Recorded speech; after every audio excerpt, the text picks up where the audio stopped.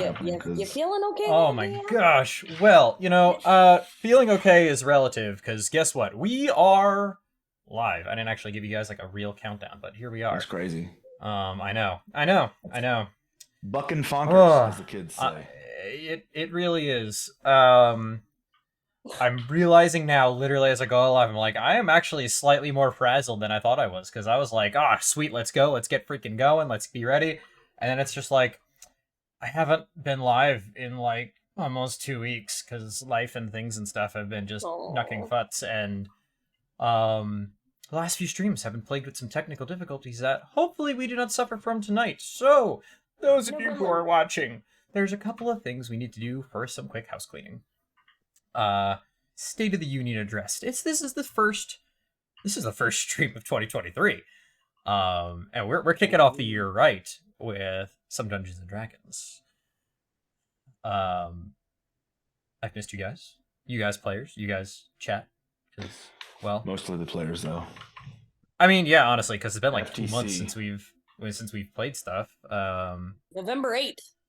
Yeah, November 8th. We had tried to figure out if there was going to be an availability for a December stream, but it just didn't play out very well. All puns intended there. And then the last few streams on my end have had some technical difficulties. I think I've narrowed down where they exist from, so hopefully, for those of you watching and you guys playing, if I do drop, hopefully it'll come right back within a couple of seconds. If you can ping me on Discord directly, if it like doesn't come right back or something like that, I may not notice immediately, because that's already happened like twice where you guys couldn't hear me, and well, I was gone. So there's that. I want to apologize again to viewers because we were supposed to have some more streams for Thankmas that just didn't end up happening between technical difficulties, my on-call schedule being an absolute fustercluck, and then, well, more technical difficulties, which look to be, at least for now, resolved. We've been live for like 20 minutes, and in the past it has, it hasn't taken this long, or it hasn't taken much longer than that for it to be a problem. We have a gym! We have a gym coming in! Jim. Alright, when he finally gets all the way in, it'll be great. So yeah, words and things and stuff. We successfully raised over $4,000 for Thankmas this past year. Wow, dude. Wow, yeah, dude. yeah. So we had a $500 goal, and we raffle stomped it. Thickness, yeah. Yeah, right. So that means next year has a bigger goal, because that's how these things work. So 2023 was 1,000, wasn't it? It was 500 for my two compatriots to hit them to match, and they would match up to 1,000. So that's where if we hit 1,000, we got to make some uncomfortable phone calls. And well, it was like 11:45 at night, and they didn't want to answer phone calls and stuff. So anyway, yeah. So between them and another donor and everything else that you guys have helped raise, we raised $4,050 for the World Central Kitchen. So, yay! Woohoo! Thank you. Was not possible without you folks. That's amazing. Big appreciations are had, will be had. Yeah, that's a lot of meals. So that has officially ended. Oh, hey. Oh my gosh, look at this. Everyone's coming at the same time. Pen's here.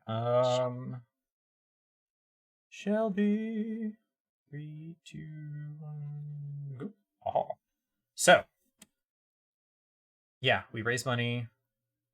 There's been technical difficulties. We're in a new year. This is the first stream of the year. That's like all the main ones I got hotspot-wise. Oh! Yes, I have one more. I have a potential lead on someone who is willing to go through the 16 times 3.5, we'll average it, after today's session, hours worth of content to finally podcastify it. I'm glad we finally found somebody that would agree to that. Like just a single individual, like the one person. Yeah, and I have it on pretty good authority that they're basically a masochist. So, oh no, that's what it takes sometimes. Yeah, so I'm have to have a couple more conversations with them about how they decide to take on that task. But they said they are up to it because the other thing is that they're like, hey, I've only caught sporadic episodes, and it'll force them to then follow the whole story. And so they're like, it'll be nice. So fingers crossed in 2023 we will actually start the podcast over 18 months into playing this game at this by that point. But we'll see what happens. I'm making no promises at this point. I just have we have potential, guys. We're just happy to be here. Mm-hmm. Hey, I'm just happy to be here too, James. but it was just one of those things that we had talked about all those moons ago that nobody remembers. might finally come to fruition. Nah. No one remembers. No one remembers. No, I don't know. I don't know, Stuart. I don't Whose think idea so. was it in the first place? I don't think anybody remembers. There was just so much going on. I mean, it was like it was last year at least. It was ages ago, but the North remembers, and guess who lives in the North? Stuart. Nah, the North it's too cold for them to remember. That's not how that works. Okay, whatever. Anyways, anything going on in your guys' lives that you want to throw updates and stuff around as before we get a nice recap on the last episode from literally 2 months ago? Nope. Recap me. Yes, that's true. Chlor is finally back. We got Dave. We got Dave back. Right. Yay! Hail, hail! The gang's all here. Oh, it's been a long time since Chlor's been here. It was like end of September that we lost you. Feels like we were just wandering around in the sewers for forever, looking for Chlor, until we could find Chlor. Eventually, at some point, convenient. Sometime tonight, hopefully, if you guys Maybe. don't just go the complete wrong direction. That's what we do. Why are you Says like saying you it can't like change that? the direction. I don't fudge things. I just let nature take its course. If Dave's just a spectator for this session, and you will all have to apologize to him. Okay? Isn't the number one rule Come of being find me. Help. Isn't the number one rule of being a good DM always say yes? It's kind of like improv. You know, Some when people you're are people yes-anding go to the right city now. that you prepared, suddenly the city is moved to a different location, and everything that you prepared is now in a different city. That's how it works, right? I mean, yeah. Worst comes to worst, everything's Mortal Engines. You just pick up the cities and move them. All right, recap time. Recap time. Let's recap. Let's cap the Okay, rees. November Lots of 8th, recap. 2022, the Salted Hallway. The party continued down the hallway when they reached a T crossing. Rinningham urged them to go east, which was right, the Correct. rightward direction. Correct. It led them to a slight drop where there was a distinct lack of smell to the point where it was difficult to even smell their own scents, which was a bit weird. Rinningham prestidigitated a low-key shower of sparks, which lit coal dust on fire. That was great. Theo avoided catching on fire, but the others did not. So good job him, finally managing a save for once. The fire also made breathing more difficult. Pin, because Pin is smart, and we rely on Pin for many things involving intelligence, sussed out that the environment was low on oxygen. So, operating under the assumption that that was unlikely to be the location that Chlor would be down, the party turned around. Time well spent. Then the texture of the flow down the hallway that they proceeded down on the other end of a T curve, or a T intersection, turned very weird. It felt almost like sand, even though it was uneven. And Bob was familiar with the phenomenon of things lighting up inside the sand. And he felt that it was similar to a glowing lichen from the wetter, darker forests he traveled through, and advised that the party not harass it. Ask it if it likes to pay taxes or if it votes.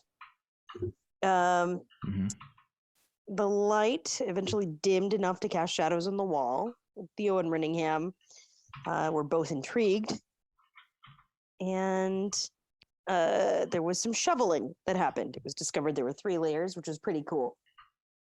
Top layer was flavorless, but it had a bitter aftertaste. I forget who tasted that. Who licked the soil again? I think it was Renningham. That sounds right. Could have I think been. it was Renningham. I legitimately do not remember. I'll have to play the tapes.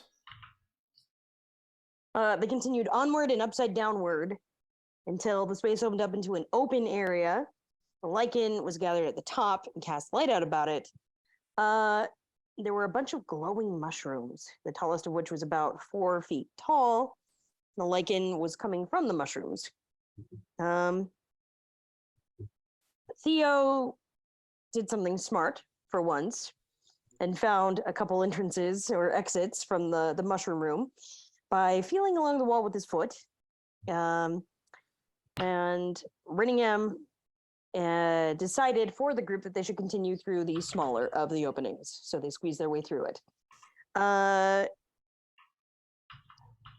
meanwhile, checked out the mushrooms and took a bite.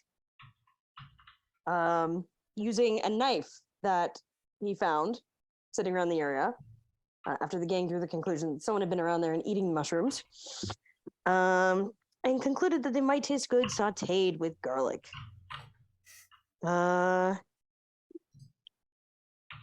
Renningham was awesome and marked the walls for everyone. Very smart move on his part. Circles. They went down the westmost hallway, which actually led southward eventually, and found a yellow lichened hallway that seemed to reflect motion via light pulse.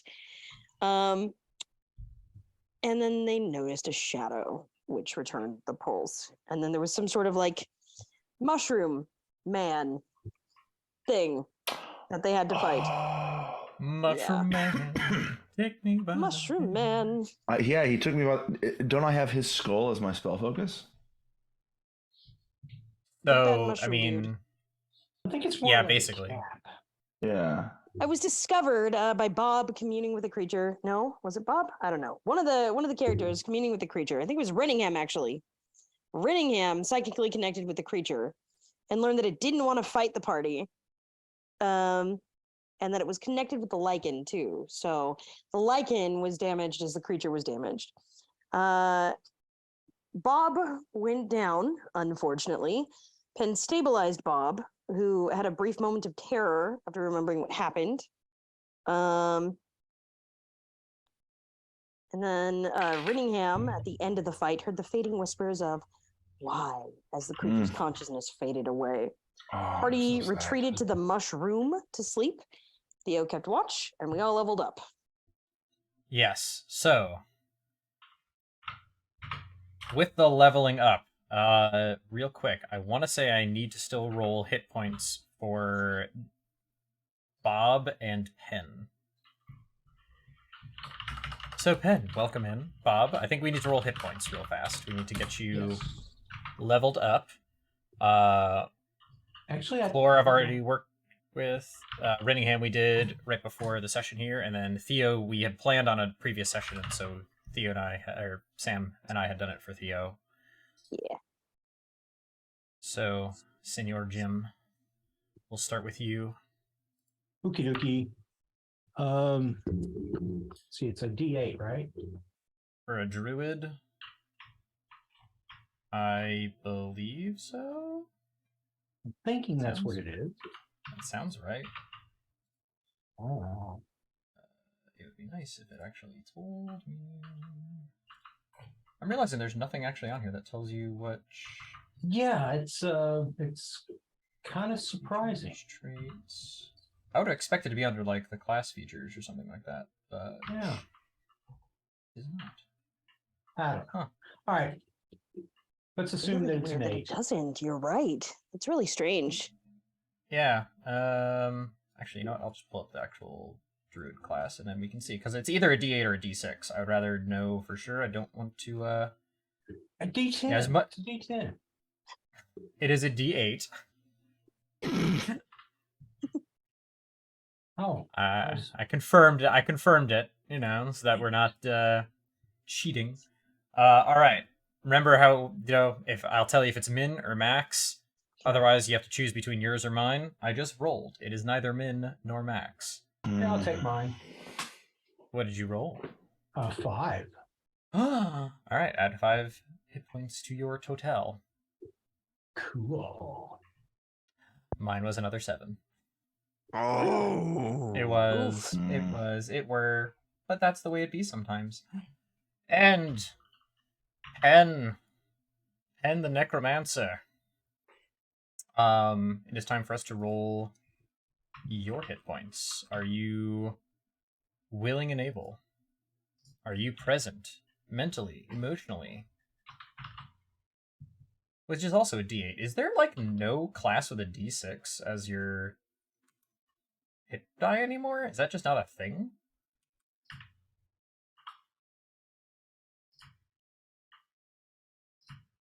Oh, that's Warlock. Never mind. I think Wizard. Shelby, you there? You're muted if you're there, by the way. I don't know if you've been talking this whole time and we couldn't hear you, but you're muted. Shelby?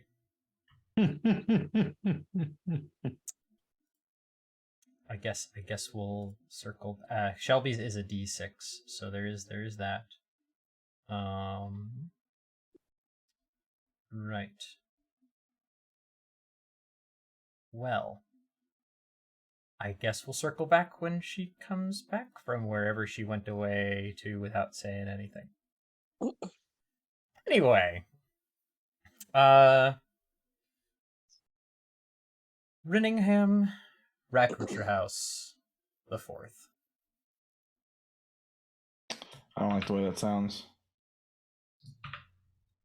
You had mentioned something a moment ago about your spell focus being a skull. Oh, yeah, or you're part of the husk or something. Yes. So, if you remember, you and I had talked very briefly about some specifics around this. I don't remember. Oh Funny well, you should mention that. I will remind you then Please do.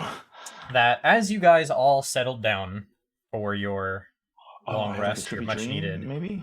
long rest. Sorry to interrupt, DM. I just discovered something, and before I forget did it, I you wanted to tell everyone. Just discover. So, if you want to know what your hit dice are, go to features and traits, go under class features, and it'll say, like, you know, your class and features. Click on hit points, and it'll pull up a little sidebar that'll tell you what your dice is per level. Oh, that's Sorry. Why doesn't it just show it there? That makes no ding dong sense to not just I put it didn't. there. I'm sorry to interrupt, but I wanted to tell everyone before I forgot. It seemed important. Okay, it definitely was, and that is appreciated. Like, very appreciated. Anyway, Rinningham. Yes. As you guys all settle in, trying to get some rest from your rather violent ordeal, the slight glow and natural pulse of the mushrooms in the middle of this kind of quiet grotto-like area just kind of resonates with you. And as you're just kind of laying there trying to rest your head, and you feel your own breathing slow, and you hear that of your compatriots kind of slow to their slumbery snores, you find that you can't really move very well. But it doesn't bother you so much. Because the mushrooms are there, and it's a faint, comfortable glow. I love the mushrooms. But the pulse kind of starts to grow dimmer and then brighter. And dimmer again. And then brighter. And it's a very soothing as your vision begins to kind of blur with the pulsing of these mushrooms. Before you see one shadowy form kind of pull itself out and stand in front and kind of shake itself off, and you see kind of faint glowing spores off of this humanoid but formless entity. And then you see another one, slightly shorter, a little bit thinner.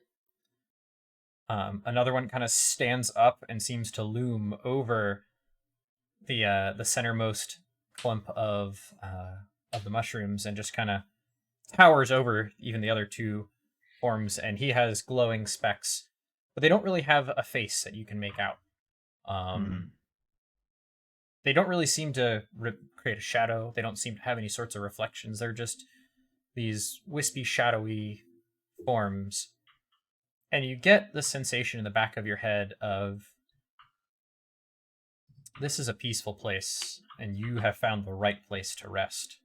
And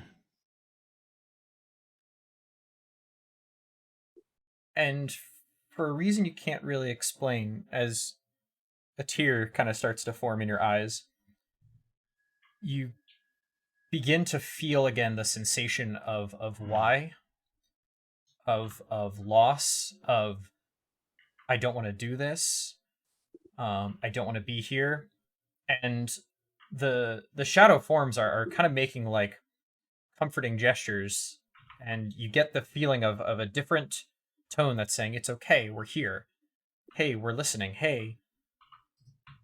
And it's all kind of a competition, and you're almost like an observer in your own mind as these forms try to console the echoing, pained voice in the back of your head that's just over and over and over, why, I don't want to, I don't mean to, I don't want to hurt you, hurt, and it just echoes and kind of reverberates before you blink, and it's gone, all of it. The sensation in the back of your head, what you were seeing in front of you with the forms from the little grotto in the middle with the mushrooms. But you find that the a skull, and it's definitely humanoid. It's a little long. The texture is rough in most areas. Oh, did I lose you guys? Okay, no. The texture is kind of rough in most areas, but it's not coarse where it's hurting your hands to hold. You find that you are actually kind of almost wrapped around it a bit, holding it, clutching it tightly to you. And it appears to be what you felt was a small amount of tears. You notice that on its surface, it's actually quite wet, and your eyes are kind of sore. And it sucked my juices?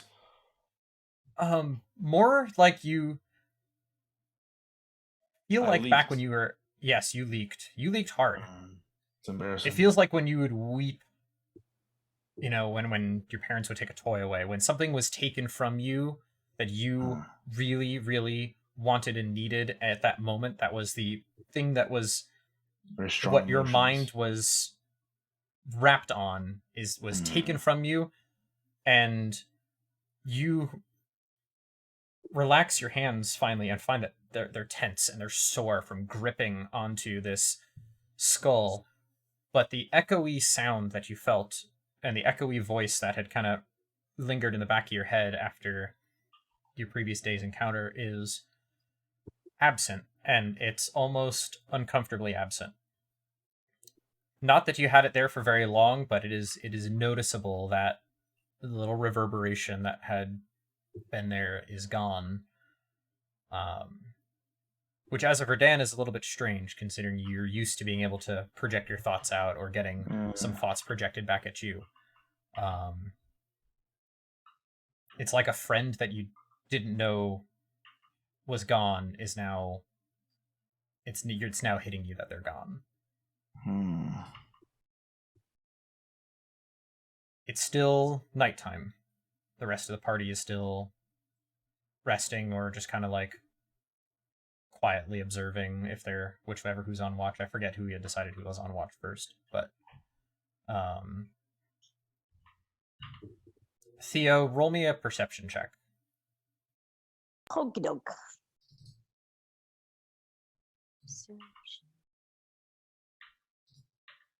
It's a 23, DM. You remember that Renningham had an interesting experience the day before. You knew that he even took a couple hits, and he's not used to that. And most of what you notice with regards to this chunk of the night is that he's not sleeping soundly, but he never turns to face you. He never turns in your direction. And it's just one of those out of the rest of the party who seems to be kind of chill. Birmingham definitely isn't, until suddenly you just kind of see him take a deep breath and relax. Riddingham, with that relaxing breath, that is the moment you woke up and realized that you were crying, and you feel that sense kind of in the back of your head, in the back of your mind. And what you do from here is up to you, whether you try to just cuddle up with this newfound thing that you're clutching around, or, just go back to sleep, or question-wise, it's up to you, whatever you want to do. Am I detecting any kind of like latent consciousness from this thing? At this time, no. Do you try to talk to it like telepathically, or what do you try to do? I'm trying to detect if there's any kind of consciousness still present in this, because I mean it's a skull, right? Like there's no skull. It's a husk, but it's definitely like in the shape of the head that you picked up. It's reminiscent, but not exactly the same. Are there still? So yeah, I'm trying to detect if there's any kind of remnant consciousness. Okay. So what do you? I just kind of reach out. I just kind of reach out and. It's like a hello. It's kind of inquisitive. Yeah. Hello. Roll me a just straight charisma check. Ooh. Wait a minute. That is a 23. Holy monkeys. Okay. You are familiar with the sensation of when you try to reach out and someone's mind is blocking you. You're used to the sensation of when a mind has heard you and they talk back. This fits somewhere close to, your message that you sent to it was received by something. It wasn't blocked, but you don't really get a ping back. You're used to just projecting out, even because usually Verdan, it's kind of vague on whether or not you have to like.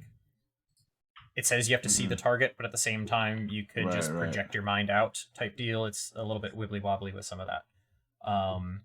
You know what it's like when there's nothing there to listen, and you projected at this, and it definitely didn't feel like nothing was listening. You just don't get a reply.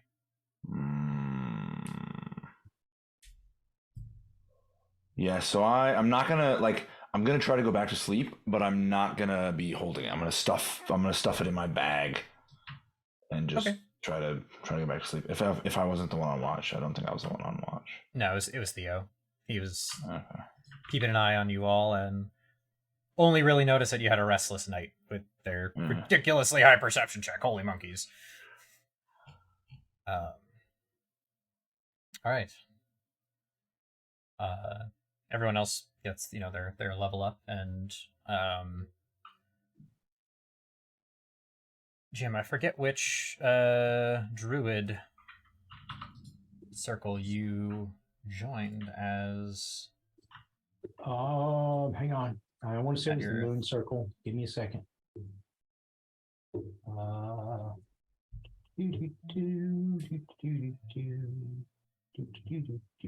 Yep, Circle of the Moon. Yep. Okay. Yep. That was at second level. Okay. Did you get anything specific at third level? Not really. Okay. Third level is just kind of like, meh, okay. Passing It's through. funny. Druids are one of those where their stuff is paced a little bit differently. Yeah, which is a good thing. Yeah, it's add some variation to it. So I'm like, it's all good. I was just trying to make sure if there was going to be a special particular moment.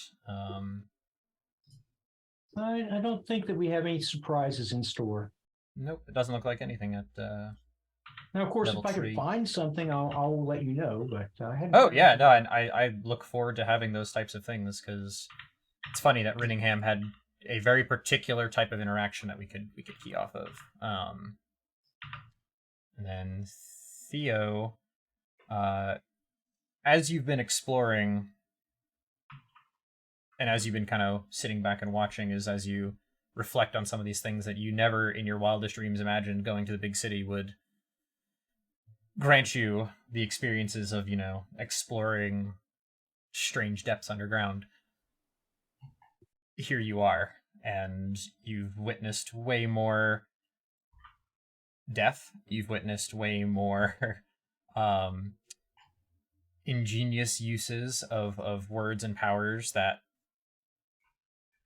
life back home they'll think you're making it all up. But to you, it resonated pretty strongly. Oh wait, sorry. My apologies. I'm completely interrupting. But yes, there is something special that happens at third that I completely forgot about. I do get the Radiant Soul ability. Oh, for being an Azamar, right? Yep. Okay. Yeah. Look at Gains you and your... glimmering eyes and 2 incorporeal wings, and for 1 minute until the end of the bonus action, you have a flying speed of 30. You literally have angel wings. Look at you. Yep.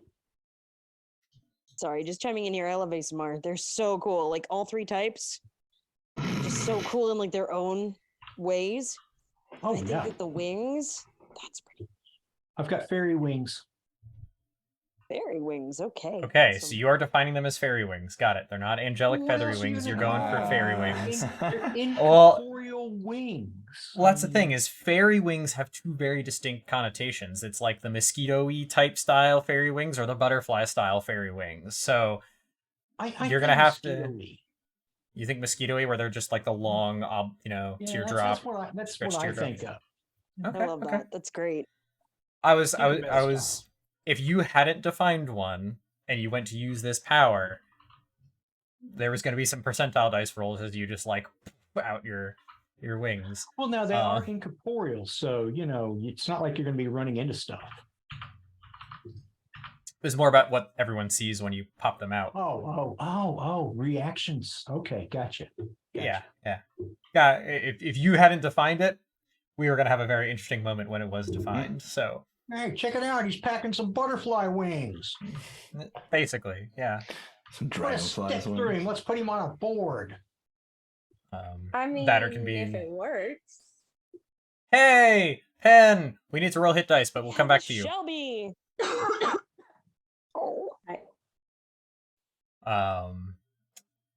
Words and things and stuff. Theo. You feel strangely in tune with the surroundings that you're in. In fact, you almost feel a little bit more at home underground here in the grotto than you did in the city for the few days you were there. Kind of wild down here. Like a forest, but not. A mushroom forest. And in that time, you suddenly just, you get that sense of things you've learned from watching people, things you've learned just from feeling out your surroundings in a way that you've never had to before and flexing those muscles. And as you've acquired some of your new skills and abilities, it just feels right in the moment. So, just kind of giving you... Thank you, something appreciate it. there. He's learning. Just so everyone knows, his cure wounds is literally just him gonna be like, all right, buddy, that's enough. Time to get up and moving. No real magic here, just encouraging words. Grabs it by the collar, slap, wake up, buddy. And as he does, it's like, plus 3 hit points minus 1, plus 4 hit points minus 1. Component is just a pat on the shoulder. Come on, kid. Shaking baby.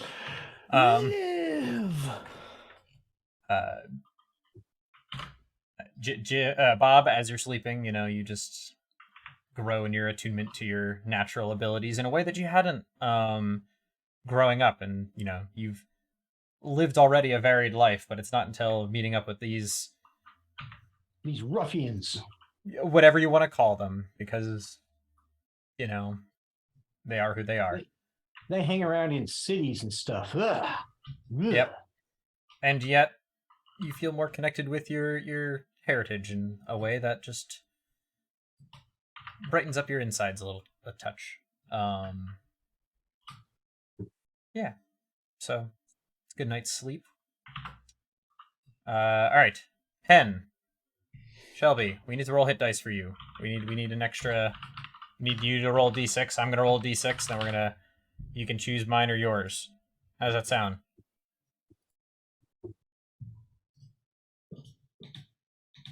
Okay. There we go. Yeah. All right. I have rolled. Let me get to my character sheet. D6. D6. Six. Like a D6. Like a D6. Roll. Hey, we found somebody who uses a D6. All right. Is it 4? All right. So you have to choose yours or mine, and mine is neither min nor max. Mine. Okay. Take the 4, add that to the rolled hit points on your character sheet, and you'll be at, looks like, 26 hit points. What was yours? It was also a 4, so that I've rolled. What are I've you matched. doing? I don't know. I've matched everybody. I want to say except Theo and Jim. I think, or Theo and Bob. I matched everybody. So that's interesting. I don't know how this works. I don't make the rules. Yep, add 4. Yeah, you already picked your spells and other stuff for level 3, so I think you're set in those regards. It was just hit points that needed to happen. Okay, so How do I close homebrew? That one. And then there. Fixed it. good. All right, so who takes second watch? Theo, you spend your first few hours kind of just reminiscing on things, and then you start shaking up somebody to take their quiet watch. Who do you poke and prod? Bob went down earlier, so I think Theo would like to give him a break. Renningham did go through an awful lot, so I think that he would probably pick Penn,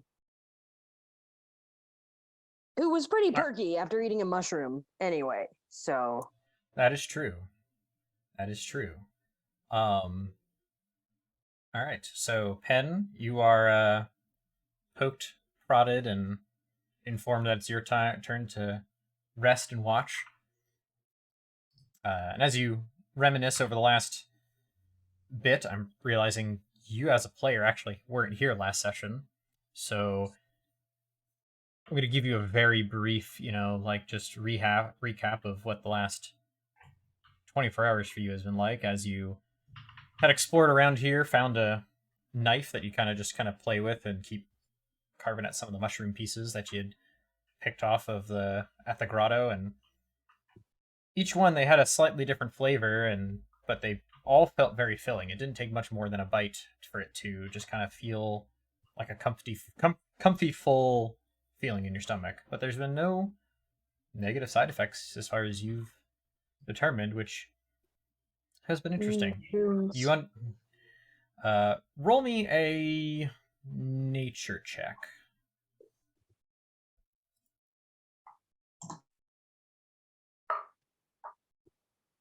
$19.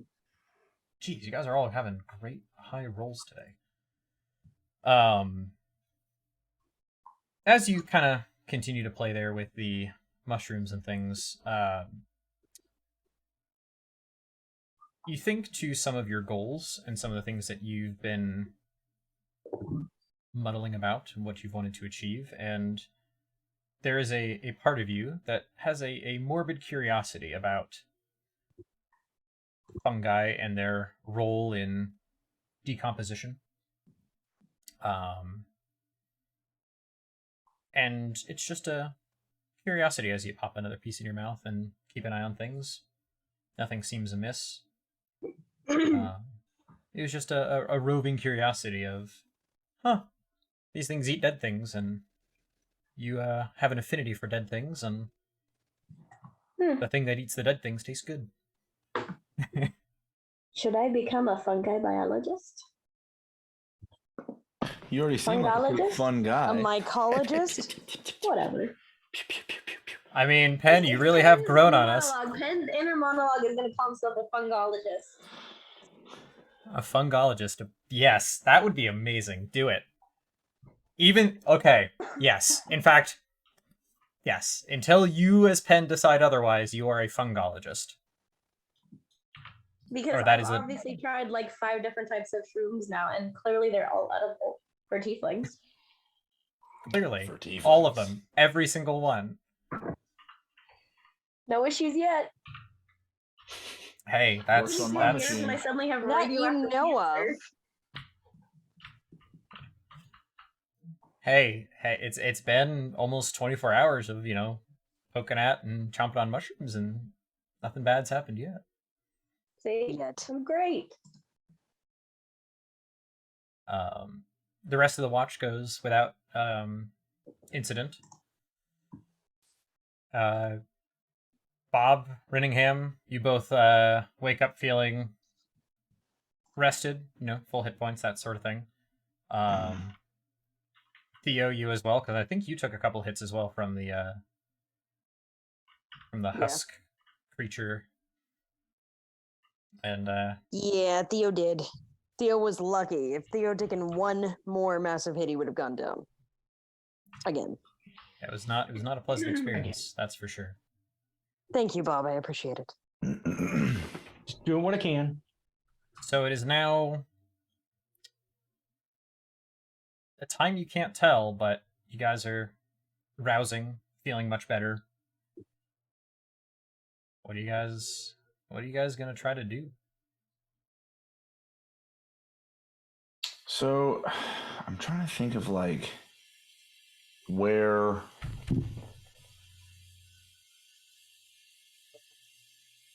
I mean, we already determined that one of the hallways didn't have sufficient oxygen to really be a viable place for Chlor to be.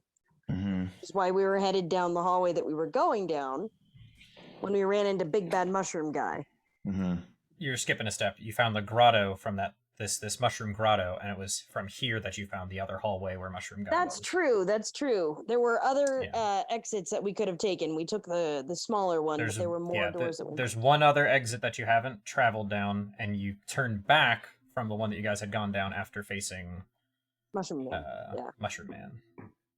So we have a couple options. We can either go back to the Lichen hallway that's no longer Lichen hallway and continue down that path, or we can try the other exit that we didn't take. Well, we know it's back the way we came, kind of, and we know that down that way lies Mushroom Men, so let's just go down the path we haven't gone down. The road less traveled. So poetic. I know some poems. I'm all right with that idea. That sounds like a plan to me. One I'm good with it. shroom, 2 shroom, red shroom, blue shroom. I could have sworn I heard a story like that once upon a time. I think my little brother might have brought it home from school once. And, Well, taught me some words from it. Your brother must be educated in some very esteemed poetry. He and my sister are both very, very smart. All right, so down the other hallway. Who is the author of that book? I'm just curious. Senor Suisse. Senor Suisse. All right.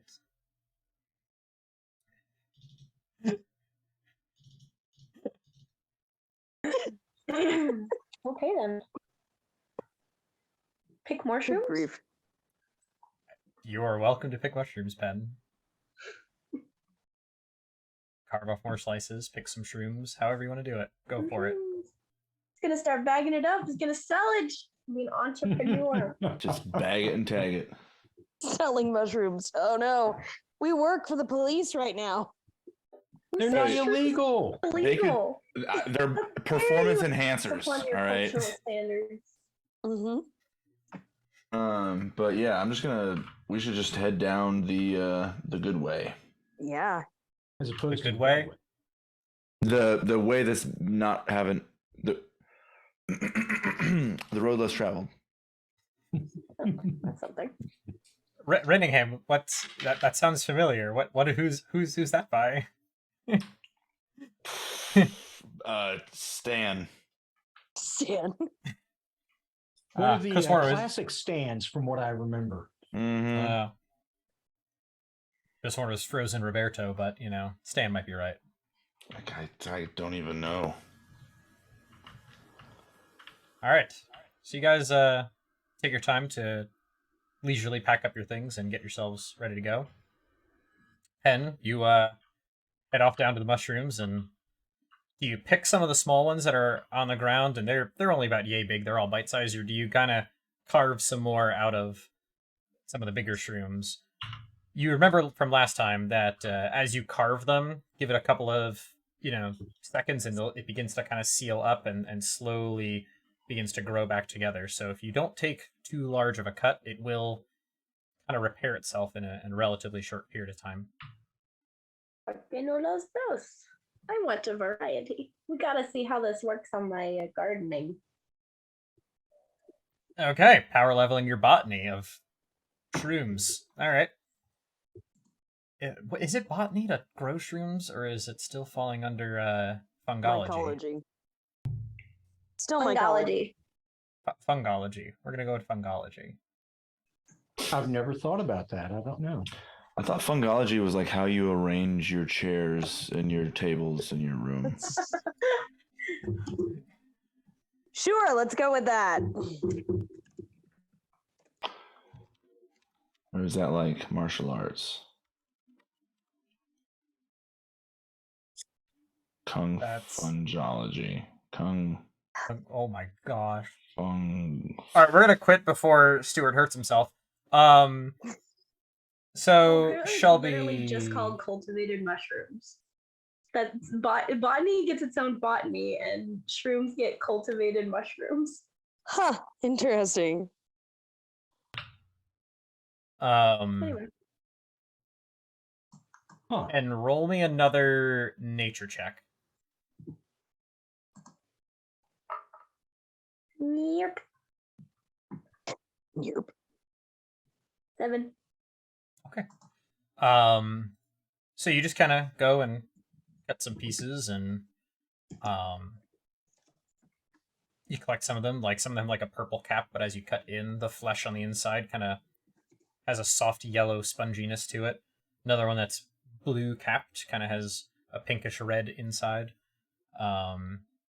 A green one that you kind of pick up, you can see the little remnants of tendril, rooty, fungal roots to wherever it was at the bottom. That has like a reddish color to it.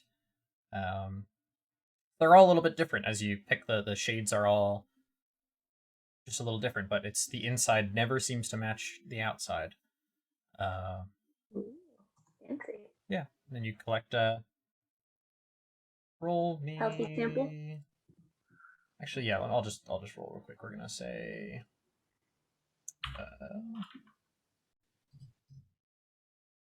you get 14 decent sized chunks, and you can kind of How many? copy them in 14. Plus there's a few you had before I think I put in your inventory. Maybe I didn't. Nope, does not look like I actually put them in your inventory. You had a couple before too. They were small bite-sized pieces. These are a little bit bigger than that, but not that matters a whole ton.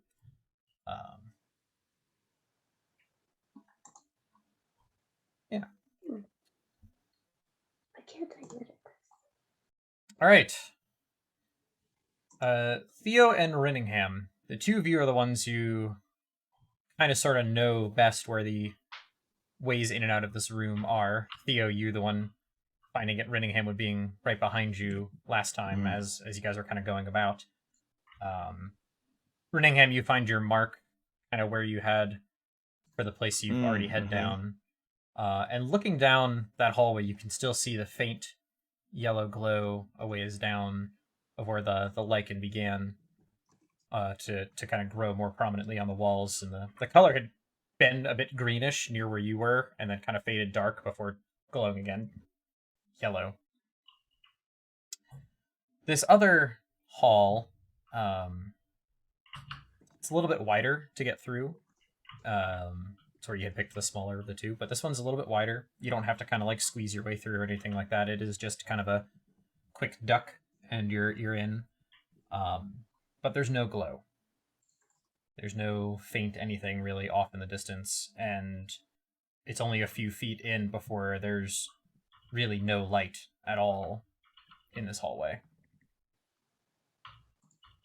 Well, I can't see it all. Times.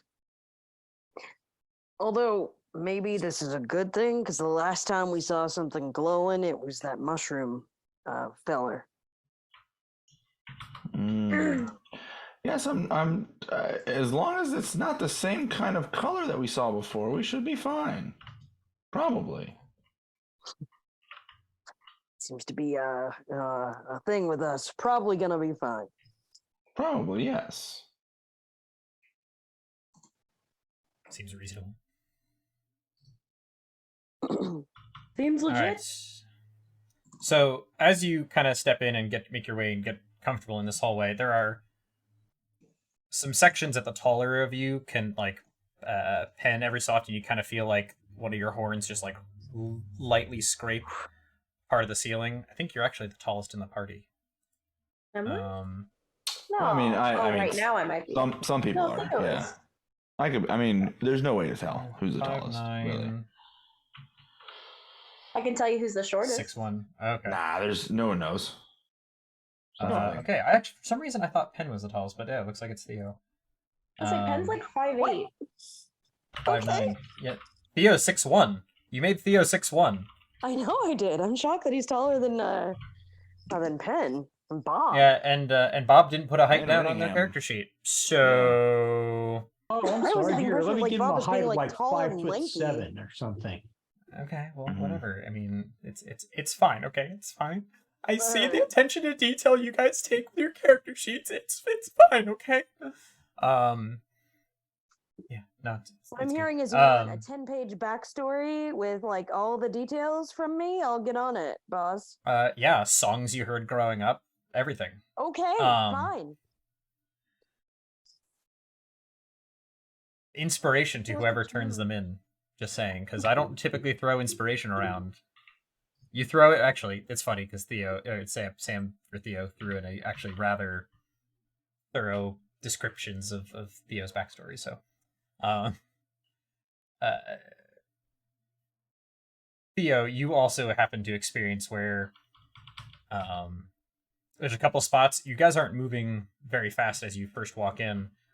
Before you kind of feel it brush up against your head, not hard enough to hit your hurt or anything like that. As this ceiling appears to be much lower and rougher. However, neither of you who are up front and first in there can see. So, who wants to shuffle around and take a marching order? If you would like having dark vision, I could slide to the front of the group or up close to the front. You know, I think that would be a wonderful idea. Shuffle, shuffle, shuffle, slide around, move past folks. Pardon me, excuse me, pardon me. Sorry, excuse me. Oh, here we go. Do Dark any of you vision like? up front. Okay. So you guys are just gonna now kind of slowly start walking forward. What do your dark eyes see? They see. I don't know. I have to defer A to my DM. perception check. Perception check, huh? You see 6 people, all kind of ethereally That's a 16. present. Okay. You look down the hallway, and you can see that the ceiling kind of like is very uneven and very rough hewn. The halls that you've been in prior had, the sandy floor or the loamy kind of soft silt. There was the lichen. This, good probably 15, 20 feet out, goes to rough, uneven rock. The walls maintain that. It's no longer as uniform with a flat bottom and arching, cavernous hallways. This is just kind of, it's very rough. It's much wider than the other path was. It's about 15 feet wide after you get a couple feet down. But there's like stalagmites and stalactites just kind of there in this dark tunnel. The smell, the soft, not necessarily sweet, but earthy mushroom fungal smell of the grotto, like as you continue to head down, starts to fade off. And instead it just kind of slowly turns into a more musty, cavernous, like, smell. There's no real moisture in the air. It's not like overly dry or anything, but there is still, it's not like the coal hallway where smells were dampened. It's just kind of your average cave again. What's my cave again? What's my cave again? That's what we No see. one else has. What, Ken, do you have dark vision too, or no? I forget. I keep Yeah, forgetting we if Ken do. has dark vision. Okay. Can you roll me a perception check?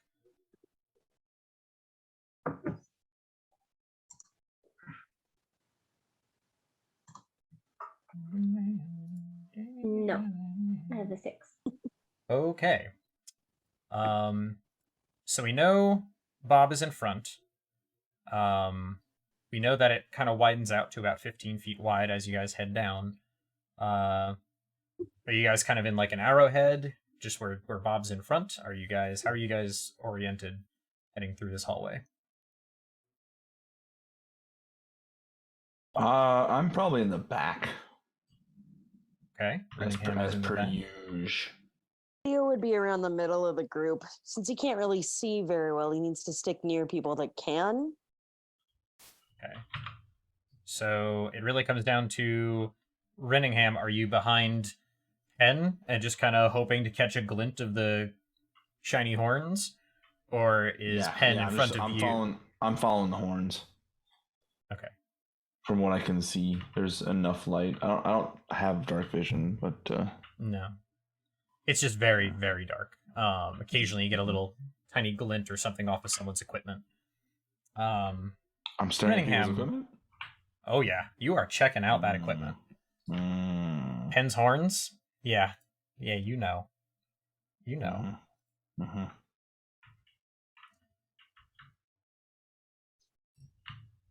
This hallway slowly begins to feel like it has a pitch upwards. For the first time in a while, you're on a pathway that feels like it's going upwards. Because the coal tunnel felt kind of level, and it was the other direction that felt downwards as the silty loam began to become more prominent. This definitely feels like an incline. And another 60 feet, 80 feet. And it's steep enough that you can really start feeling it in like your calves. Not enough that you're like having to use your hands to kind of pull your way up, but it's definitely a bit of a workout. And another 100 feet or so, and your ears start to pop as the pressure change begins to be more evident.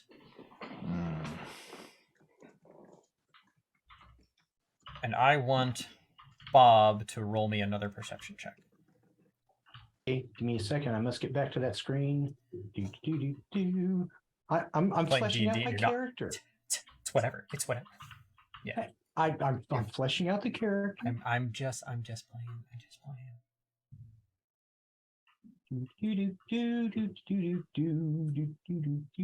A little save music there. Perception, right? Perception check, yeah. What do we see with my dark vision eyeballs?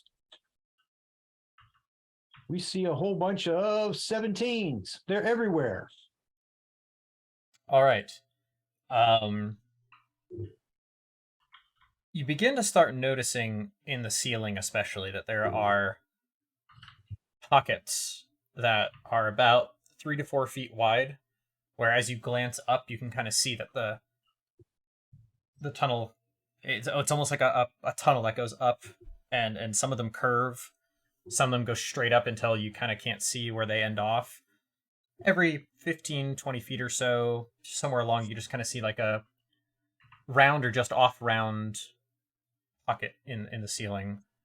And then you begin to see some more that are slightly angled in to the sides of the hallway.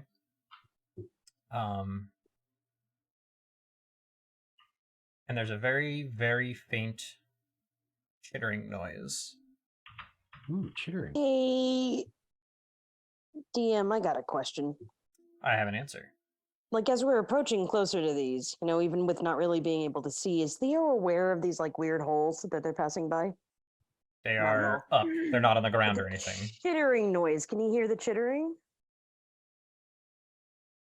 Jim, being up front, is the first to notice any of the chittering. But if you would like to roll a perception check, yeah, you can try to go for it. And you're listening, so it's not going to be at disadvantage or anything like that.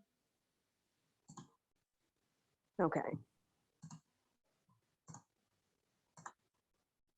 What's the pitch of the chittering? I just can't say what that is. Hold on. That's a nat 20. plus a That's 4 the is a first nat 20 of the night. Yeah. On Theo listening in on what's going on. Tonight on Theo's Ears. Actually, this works out really well because Theo is right behind Jim. Or Bob. Jim Bob. Jim Bob. Jim that'll work. Bob. So I'm going to say Theo and Bob both roll nature checks. Hey, that's exactly what I had my finger on. Where I rolled a 13. Nature. There we go. That is an 18. Oh, Goodness, wow. you guys with these rolls tonight.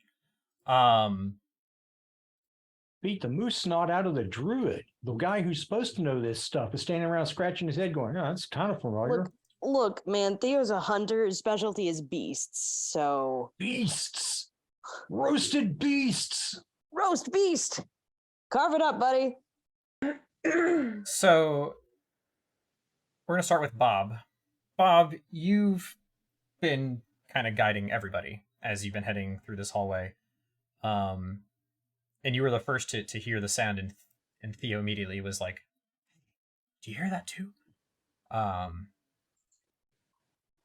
you can't seem to spot anything that seems to be moving or anything that seems to be out of place distinctly. Theo, the most you can tell directionally about what's going on is it's either coming from... It's mostly coming from ahead. Bob, you would be the only person really who's... I mean, actually, Penn could have noticed. Penn, can you roll me a perception check real quick? I'm going to see how much you notice of the things in the ceiling and what you think of them. 11. Looks like a stony cavernous tunnel. Cool. So yeah, you don't really notice that there's these pockets in the ceiling. Did you say it was a cavernous tunnel in Estonia? Yes, an Estonian cavern tunnel. Yes. Okay. Better Estonia than Latveria. Dr. Doom!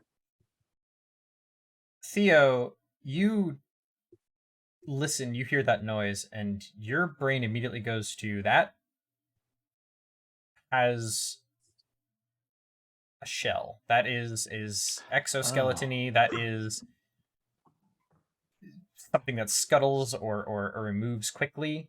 But the other thing that kind of... the pitch of it, as it kind of... stop it. before it kind of fades off, you get the idea that whatever these are big enough that the sound is audible, but not big enough that it doesn't sound huge. The pitch, you're kind of like, no, that's sounds like what I've heard with other things, but not anything that's. I mean, you've seen some heckin' spiders on the farm from time to time. You've seen some size. Occasionally there was that one time there was that roach infestation down at the and it was just all hands on deck trying to get stuff out before they got messed up with, and there was that scuttering skittle as the bugs were moving around, kind of like that, but amped up just a little bit. But you definitely can't see anything about what's down. Sounds like some big old bugs. Oh. Do you keep going? Do you throw a torch? What do you? I think Theo would maybe like to kind of draw people's attention to it, since he and Bob can kind of hear it. He's just gonna be like, "I'm serious, gang. That sounds like some big old bugs. Like bigger than house spider sized, maybe. And probably a lot of them. I can't tell bugs. quite where they are, but Not a big fan. There's bugs over there. Not a big fan of bugs. We don't need to. If there's bugs, I mean, I think the bugs are comfortable where they are. Maybe we either go quieter or start with fire. Who has fire? Somebody should use some fire. Can we, is there a way to check the wall to make sure that we're not gonna accidentally set ourselves on fire again this time? The walls are far enough away. Yeah, for most of you. If it makes you feel any better, I do have Earth Tremor as a spell on standby. Yes, that made everyone feel better. We're gonna shake them all down. Oh. I would be lying if I said I didn't want you to do this. It'd be entertainment at its finest. Oh. What you're gonna get is me making a lot of noises like, ew, Doug, stop with the sound effects. Ew. I mean, I only come to D&D for the entertainment, so. Hell yeah. Oh. And after I told you my spider tactic in Skyrim, Doug. Yeah, Burninate, the countryside. Exactly. Trogdor. Light You it go all Trogdor fire. on those Hide behind a spiders. corner, light everything on fire. All right, so, are you guys gonna just keep walking with caution? Are you actually gonna are you doing it? Have you decided what you're? Well, I have a lantern I'm gonna go ahead and light so that I can at least light up the area and then have some fire on hand. A lantern, that's a good idea. Theo is gonna hold the shovel at the ready. He doesn't like bugs very much. He's used to them. He'll smash them if he has to. But he doesn't feature the idea of them dropping down on him. Unprepared. So, Theo has readied their weapon. A weapon. Yeah, he has. Rittingham pulls out a lantern. Now, Rittingham, you pull out your lantern, and you're all the way in the back. I say, here, make sure you can see what's coming first, and I pass the lantern up to the people in the front. Okay. What type of lantern is it that you have again? Is it just like a regular? Just a run-of-the-mill garden variety lantern. I just want to make sure I From Lanterns R Us. know how much. Or I guess lamp. Excuse me. It's not even a lantern. It's a lamp. So Lamp, lantern. Burns for 6 hours on a flask of oil. Casts bright light in a 15-foot radius and dim light for an additional 30 feet. So you have 45 feet of somewhat usable light.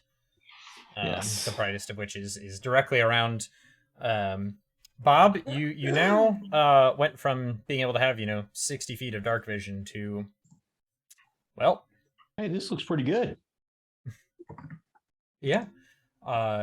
You can make out better some of the stalagmites and stalactites, and you can now, all of you can see where the shadows seem to pitch darker in certain spots above and increasingly beside, although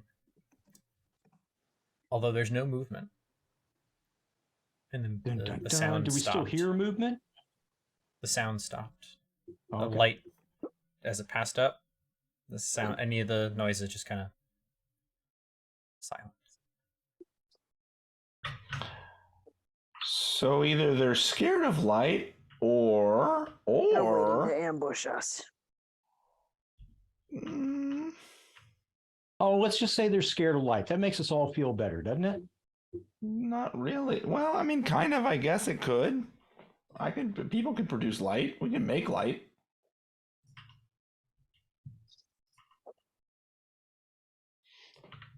I mean, I guess we just kind of we're gonna keep walking forward. Yeah. Who's leading? Who's in the front right now? Bob You is know still in what? the front. Wow, they- Theo's still there, and Sam looks wildly uncomfortable with. I'm fine with spiders. I can do it. Let's just do You sure? this. You baby. good? You Let's good? go. Okay. I told you my only no-go is like hand trauma. I'm fine with That's anything true. else. That's true. That was the all stop, which we're good on. So you slowly keep making your way forward. More of you can start making perception checks now, since you guys can see if there's anything you are in particularly looking out for. Where you're looking will matter. Whether just you're looking- focusing upwards or if you're focusing forward. Yeah, I'm looking just straight down, trying to look around everyone. Okay. It's 14. Okay. You kind of keep glancing around and realize that you're in the range of the dim light, and actually every couple moments as Pen moves around, you're suddenly like in the shadow again. And you look behind you just to keep an eye out in that direction, and you're not really falling to the fact that you're now creating lots of shadows on the stalagmites and stalactites, and any surface that had any polish or sheen to it from nature or whatever dug this out. Glimmers for a moment, but it looks like a white blink, but then the light moves in a different way and it's gone. Okay, so this was dug out. This is not naturally occurring. By looking at the walls, does it look like it was dug out by a largish creature where there's large chunks of material removed, or a bunch of smaller creatures where there's smaller chunks of material removed? Give me an investigation check. Investigation. And I'm actually going to say with advantage. Cool. Ah. Okay, that is a 1. So, since we have advantage, Yeah, you can try to not have a 1. that's a 20. We'll go with that one instead. That's the second nat 20 of the night. Look at this. Hey! Following a nat 1. So, yeah, that's statistically very, very unlikely, but here we Yeah. are. That's what advantage is for. It's for moments like this where so you kind of study the stalagmites, the stalactites, you kind of look at the shape of the floor. Shape of the floor. Yeah, the shape of the floor. There's a Shaped like rough a friend. what originally kind of just looked at a quick glance of just rough rocky material, just not smoothed out or traveled on or taken over by whatever the fungus is. You begin to notice there's actually a almost uniform scrape pattern to it.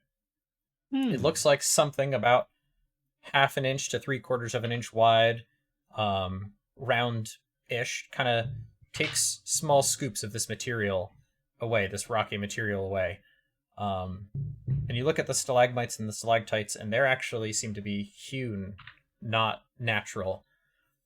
The lack of dripping water now kind of makes sense. that's how stalagmites and stalactites are formed. Is usually there's moisture as it builds up from one side or drips down from the other. That is strange that is a detail that was included. And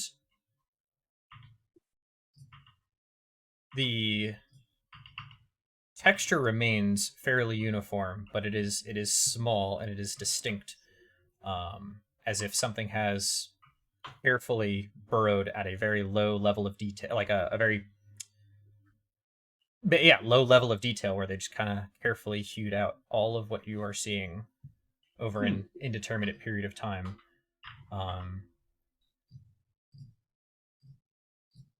Interesting. Most peculiar. Okay, cool. Yeah. I was trying to picture like a good description of like the exact shape of the scrapes. So you know, like an apple corer, where it's got like it's the perfectly round, you know. So it's about that diameter, but like imagine if it was like a scooping tool that was used. So they're not even like flat. It's almost like there's scoops about, you know, such a like a tiny radius and stuff somebody like that. Somebody got handed a melon baller and said, "Make a tunnel." Yeah, and just kind of slowly scraped it along, kind of deal. But you also notice that there's a lacking of like piles of where this material would have gone. Yep, it has been excavated. Interesting. Peculiar. Rinningham, roll me a perception check. Pretty sure that I don't have any kind of perception. That's a 16. Okay. And Theo, give me a perception check. Sure thing. Perception. It's an 18. Okay. Rinningham, as Bob continues to kind of scope out some of what's going on, he doesn't have to move far from the front of the pack to kind of get to the closest stalagmite or stalactite and just kind of hear things down, crouches down. The shadows keep moving around. And for but a moment, you swear you could see what was a empty circle in the ceiling now has a little small, probably 4 to 6 inch shimmer, roundish shimmer that shows up for a fraction of a second, and then the next time the light moves, it's gone again. How far does it look like it is? About 15 feet. It's almost at the extent of where the light would be for you. Okay, so I'm gonna cast. I'm gonna tell. Hey, Bob, set that. Bob has the lamp. Yep. Hey, Bob, go ahead and give me that lamp back.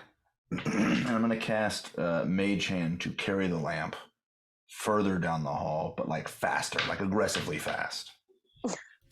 Okay, so you're just gonna kind of like. Fast. Well, yeah. So not like it's like walking slow, but like as fast as the hand can move. I guess I don't know what the move speed of Mage Hand is. Pretty sure it's on the spell. It'll tell you. It just lasts duration. It can move 30 feet each time you use it. Okay, but and we're it not. And it has to stay within 30 feet of you. Yeah.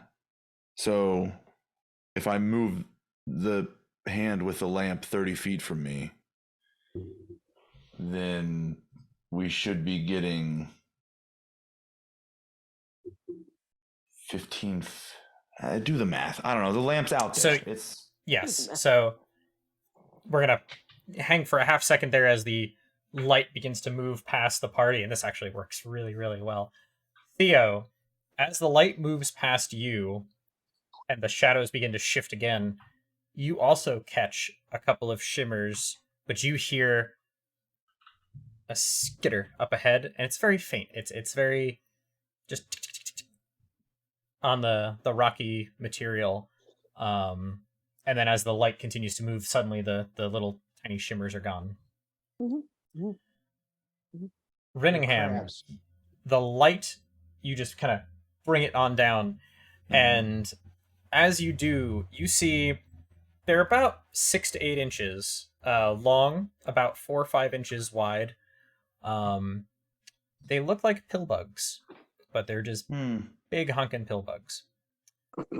However, several of them, while they're on the ground, kind of just pill buggy form, other ones are gripping the sides of the stalagmites and stalactites, and their eyes kind of faintly, instead of reflecting like a deep black you would expect out of a regular insect, they have like a bright green shimmer as the light kind of travels over them before they scuttle off. And you can kind of catch a couple of them as they're trying to find places to go. And they just kind of up into the ceiling and off to the sides. Okay. And then your light is now kind of at the extent. So the bright light is now 30 feet from you, and then you're in dim light. You actually and the rest of the party are in dim light.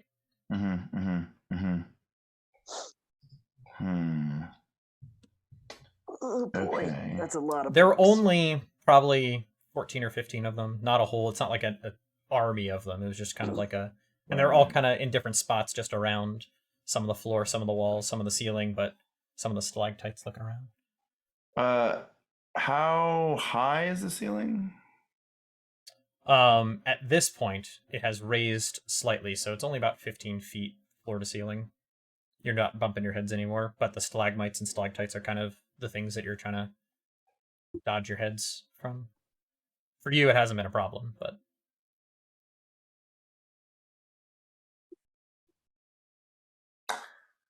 what I want to do is I want to keep moving forward, but I want to use the mage hand to kind of like move the lamp in a circle, because they're obviously they don't like light. So I'm gonna kind of use the mage hand to keep out in front of us enough, but then like move it in a circle around the cavern, the tunnel as we're moving down it, to kind of push, to continually push the bugs so they can't get behind us. But as we move forward. okay. That will slow down your movement because you guys have been able to move full speed. This, if you're gonna be doing that, that counts towards some of the mage hand's movement if you can move a total of 30 feet. So you're going to cut your movement to about half. Sure. To kind of keep the thing going around. We're not in. We haven't had to roll initiative. Not yet. Not yet. So I'm just gonna. I just kind of. It's slow moving, but the bugs. They're not getting behind us, and we're able to kind of keep an eye on them. And as we're moving down, I'm also trying to like make sure that they aren't like rotating around stalagmites as we approach. Make sure the way that they scuttle, if I can, as best I can. As best you can. Give me a perception check. Ooh, just a flat 10. Okay. Okay. Anyone else, as you guys are traveling? Do you guys before you guys start moving again with Rinningham's idea, as he just kind of starts rotating the lamp down the hallway? Do you guys think of anything else? Do you guys want to do anything else? I suggest maybe we be very careful of the things that are on the floor. Let's try not to disturb them if we can avoid it. So don't step on stuff? So Don't not step on petting stuff. them? Okay. Yeah, I don't know if petting them sounds like they could be really sweet. They could be snuggly. I mean, if they're giant potato bugs. They look like pill bugs. I'll remind you of the DM's wording. They look like pill bugs. They look That like doesn't giant pill mean bugs. that they are. From what you can tell, they're also probably 2.5, 3 inches thick. So like they're these fat, or I say About fat. 3. They're just You say like 2.5 inches, so like this long, right? well. So nice. Gosh darn it. As you continue up the hallway, the skittering noise is a little bit more obvious, and Rinningham, you do notice a couple of them that try to do that, but as the light moves in their direction, they just kind of start scurrying off and heading away from the source of light. But as you continue upwards, you begin to also smell something. It smells just kind of like refuse. It's just kind of smells like trash. It's not like the sewage that you spent as much time as you were in before. There is a bit of a rot smell to it, but not the sweet earthy version like you when you were down by the mushrooms. This is definitely the more pungent kind. Pungent. As this area opens up into a slightly wider room, not as wide as the area with the mushrooms, but in the middle of this space, about 8-ish feet wide and mounded about 6 feet tall, just kind of in the room, is a structure made of a different material. You can definitely tell it's not the same stone and everything. It kind of almost looks like it's either been carved out or sticking up through the ground, and it's got these holes, and the air starts to get slightly more humid, and it smells like whatever odor is coming from this thing in the ground. Can I take let's see, I probably have, I mean, we don't keep track of rations, but whatever food I have in my pack, I'm just going to kind of take a handful, or like a pinch, a handful, a morsel, and just kind of throw it toward that structure, the little thing that has a bunch of holes coming out of it. Okay. I'm not trying to hit it. I'm just trying to land close. All right. And my lantern my lamp isn't fully illuminating it, right? Well, it is because it's been ahead of you as you've been moving. Okay. So I want to move it back so that we are in the bright light, but the structure is in the dim, kind of at the fringe. Okay. So as you move the lantern back closer to you guys, and the dim light begins to kind of obfuscate this strange structure sticking out of the material, sticking out of the ground. Like the floor and the walls have been like a brownish gray, just rough-hewn rock. This has a distinctly reddish tint to this protrusion out of the ground. And once it's back into mostly dark, it has a darker brown, kind of, you can tell something is there. And then you see little shimmering movements, and you can hear the very faint scuttling again, and then nothing. And then a couple more seconds later, you hear a couple more moments of scuttling, and then quiet again. And then towards the ground, you see 2 or 3 of these things kind of pull themselves out of the holes. And the holes are just large enough for maybe 2 or 3 of them to just kind of peek out. They're just big enough, and some of them climb up over the surface. 2 of them kind of go around to where the food is, and they just kind of like nudge it with their heads before you see little appendages kind of like grab it and kind of tuck it into their body or towards their body, and then they scurry back into the structure. Well, they don't like light, that's for sure. Let's just keep moving. I see no reason to. They haven't attacked us. They're not moving on us. Let's just keep going. Just leave them to their own devices, their own little meat-eating, opportunistic devices. Although they are kind of cute. They're Horta. You call me? Okay, that was my Star Trek reference. Nobody caught it. Never mind. I'm sorry. I did not watch enough Star Trek, unfortunately, to catch your reference. That's okay. As you continue towards this room, this chamber, the distinctly putrid, rotty smell becomes a little bit more prominent. But it's otherwise okay. It's not overwhelming. It's not enough to make you sick. It's just as if someone had left a couple of bags of trash in the hallway for a while. every so often, it feels like the air circulates just a little bit, and the smell gets worse for just a moment. The air is slightly more humid in here. And then on the other side of this mound is just another tunnel, just kind of a continuation. Jim, or Bob, what stands out to you is that the scrapings around here are not as clean. They're not as uniform as they were in the hallway leading up. And then the hallway that continues onwards, it returns to the more uniform shape again. They were in a hurry. Interesting. Am I noticing any bugs trailing behind us, like kind of following us after we've passed that structure? Give me a perception check as you continue moving the torch further down, or your lantern further down. That's a 3.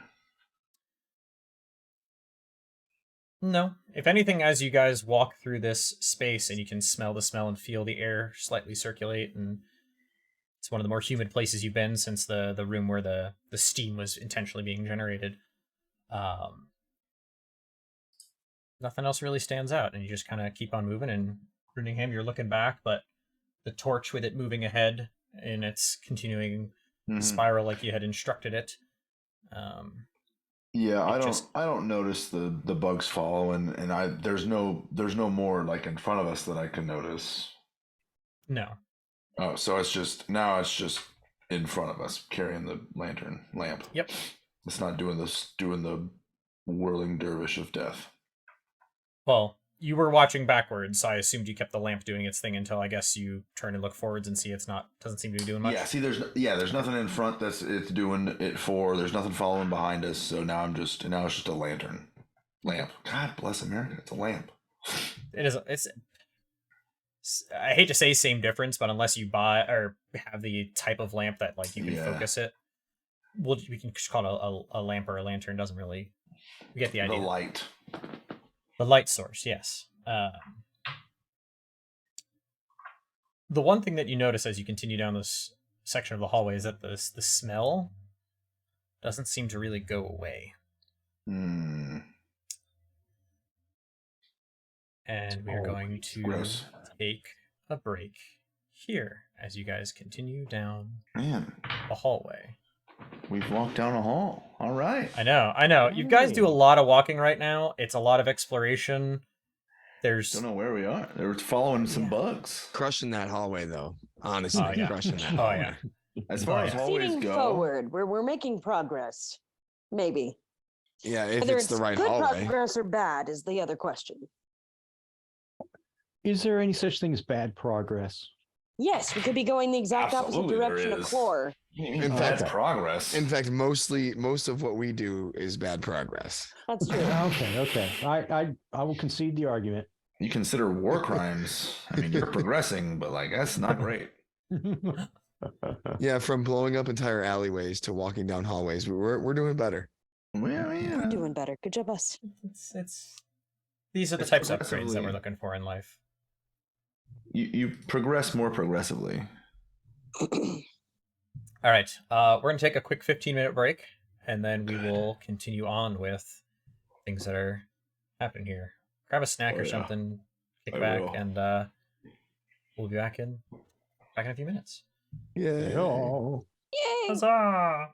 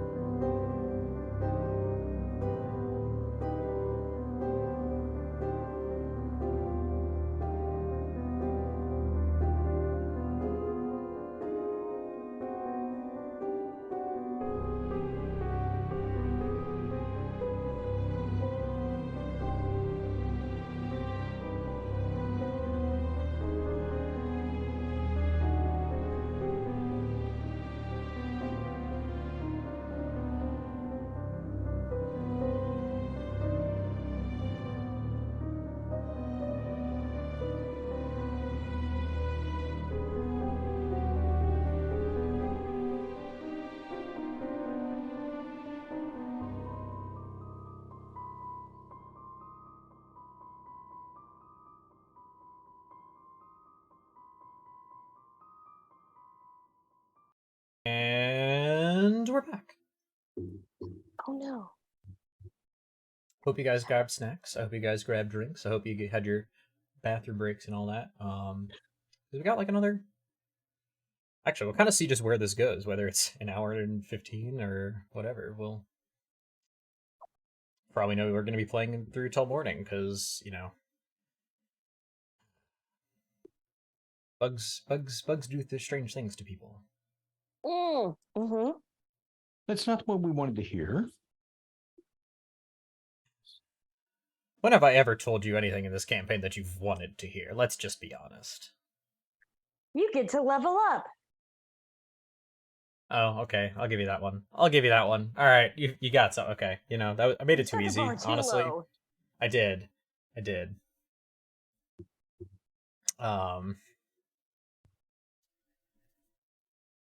So you made it past the reddish protrusion from the ground. Continue down the hallway, and the smell kind of continued to carry.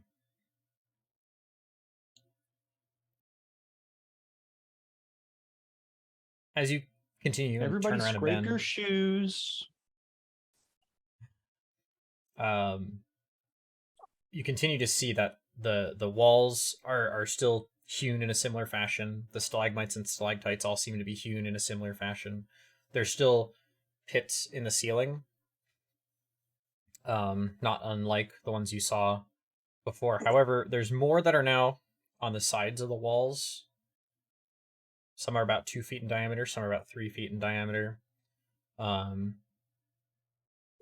you find a section that widens out, similar to the way this one that you were just in had, except in the middle, instead of there being a reddish protrusion out of the ground going about 6 feet up, it has a hole in the center, about the same diameter as the red protrusion from before, and as you walk towards it, you can still smell. It's not as breathy as would happen down at the other one, but you can still smell a distinct parfum de garbage coming up out of the middle of this hole. But looking down, you don't see anything distinct. Rinningham, your torch kind of continues around the room. This section appears to be a little bit more refined than the previous one. The floor stays nice and uniformly carved and shaped, and the walls are more uniformly hewn. Except the exit isn't directly across like the previous one. There seems to be a path that kind of goes off to the side. Just in an almost meandery kind of way. Just kind of loop around, head on through. I want to take my lamp hand and kind of go down the way off to the side. I'm still not messing with this protrusion in the center of the room. Well, there's no protrusion in the middle of this room. There's a pit. There's a hole in the ground where the protrusion was. Oh, I thought it was another thing, but with one. Yeah, this room is shaped exactly like the previous ones, except instead of there being the protrusion, there's a pit. There's a hole there. It's almost like they're a mirror of each other. Does it smell like there's more smell in the hole versus outside of the hole? Do you put your head in the hole to smell it? I mean, no, but like I get closer to the hole. Like, is the hole the source of the smell? It's hard to rule out because since you've been at the previous one, the smell has stayed pretty uniform. So if it is the source of the smell, it's not generating a ton of it. It's just enough that it kind of stays stagnant. I'm gonna get close to the hole. Okay. I'm gonna cast Prestidigitation to create kind of a puff of wind, and I want to source it from deeper in the hole to get more of the smell or whatever is down there to see if that's the source of the smell. I want You're to. examining the bouquet. I really Yeah, want to let it yeah. aerate. You know, I want to. It's like a fine wine. I want to taste the notes. You know. It's chewy. Okay. You kind of extend description. as far as you can kind of see using the light of the lantern to kind of guide it. And you get a slight waft of air from below. And roll me a Constitution saving throw.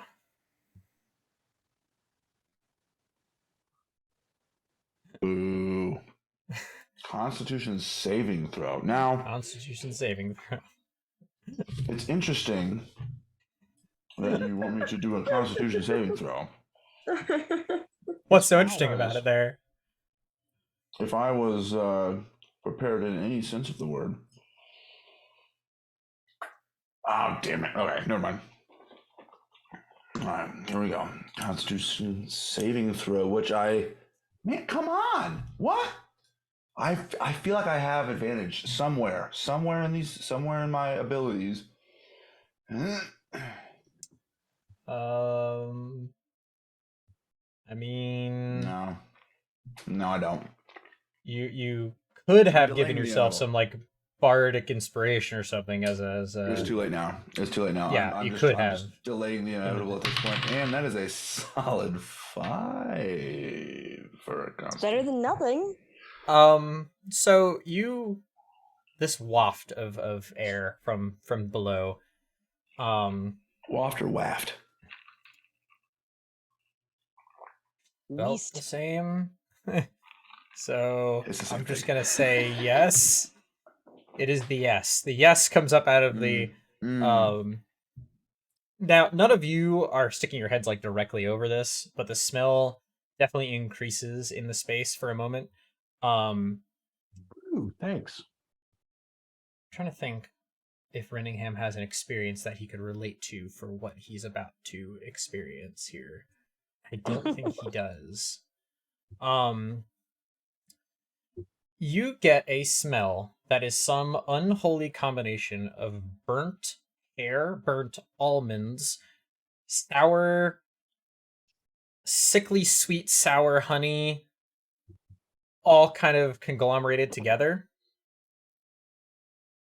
Sam, do you need to not listen for a second? It's fine. I'm just like contemplating it in my head. I feel like I can kind of like taste it almost. I'm detecting. Yeah, the it is a numbness. very, and it's a humid waft as it kind of comes up, and you can kind of feel your face dampen slightly as it just kind of comes on up there. And it can't really help but add to the moment by retching down into the pit, with your whopping 5 Constitution saving throw, and Oh God, it's coming from the hole. A mean party member would go kick him in. Why would you say I that? just said he would be That's a something mean you one. don't I'm bring not. up. I'm not That's mean. something you keep inside. You don't bring that up to the group. Okay. Pen, what are you thinking? With my limited telepathy, I detect something coming from Bob. I'm very suspicious. There's something like a spidey sense, in No Way Home. A little Whenever tingling. Peter Parker detects that shift Roll- in the roll- Green roll. Goblin. Stuart, not Renningham, Stuart, roll me an insight check. Okay, here we go. I feel like I don't have advantage on this. That's a 17. I Hey. know. You know that if you could have, you would have. I get a plus If 1. it were, if it were What is Jim, anyone else? if it were Jim, there may have been a little bit of a nudge. Maybe not a shove, but a nudge, just to see if you were off balance. Yeah, And throwing everything up. Interesting. One thing of this experience is that you know that you cannot see the bottom, and it took a couple of seconds for you to hear the faint noise of the the splatter of what I splash. Yeah. Ugh. Hell yeah. Oh, there was an actual splash. Eventually, It's too yeah. far down. It just took a couple It's too far down, and seconds. it's Not a full round. I blow my I do the farmers, I blow my nose out Insulting. into the hole. Clear out the into the natural. hole. I'm sorry, not farm. I mean, it's not insulting. That's just they are very efficient. Yeah, so that's where the smell's coming from. We should go the other way. Oh, I hope this isn't our full of a toque moment. Instead of a bucket, it's just a mouth of vomit. Drums in the deep. I mean, if there's one way to make something waiting at the bottom. Next of time, a throw lake, yourself in as it. well. Save us the trouble. All right. So, Brittingham, you wipe your face and stand back up. You guys didn't really do much for breakfast this morning anyway, so it just kind of... That's true. You all right there, Penn buddy? did. Penn's been munching, so It just smelled so bad. Penn's I on mean, yeah, it shrooms. smells worse than manure that's been left in the sun for a while. Yes. By a lot. There was a sweetness to it and a nuttiness. Did you detect the nuttiness? I didn't get as good a whiff as you, but Do you want one? Oh no, thank you. I think I'm okay. Ugh, let's keep going. I don't want to. I can't be around it much longer. All right, right. let's keep moving. Mage Hand continues to... You're lucky Mage Hand is a cantrip. You're just able to just keep recasting it, just keeping the lantern going. It's a cantrip, and there's no... I was looking at it because there's no concentration component to it. Nope. It can just happen, and I can still Yep. cast other things and be fine with it. Yeah, it also... I don't think it's a bonus action to even tell it to move. It's one of the most useful spells.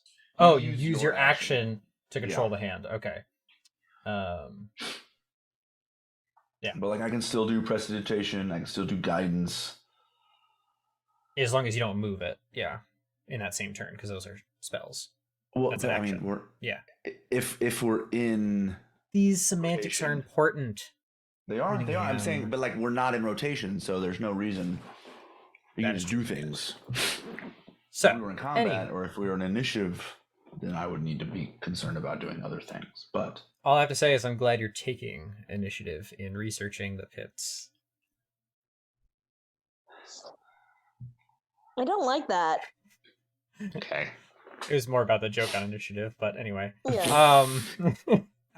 I wasn't meaning to imply anything, or was I? I didn't look. I totally could have just dropped the lamp down the pit. I have a lot of things I could throw down. I could have investigated the area to see if there were rocks. You know how I love rocks. I still have the rock that. Cool, in Ringham's arsenal. We can still let you investigate it. We can help. Yeah, we haven't left I'm yet. done. We're still in the room. I investigated enough of it by throwing up into it. I'm fine. That's enough of a rock. I didn't. The distant splatter. After the splatter, the reverberation of the noise as it echoed up the chamber. Did I hear any other sounds coming from the bottom of this pit? The splash sounded like something wet hitting something possibly also wet.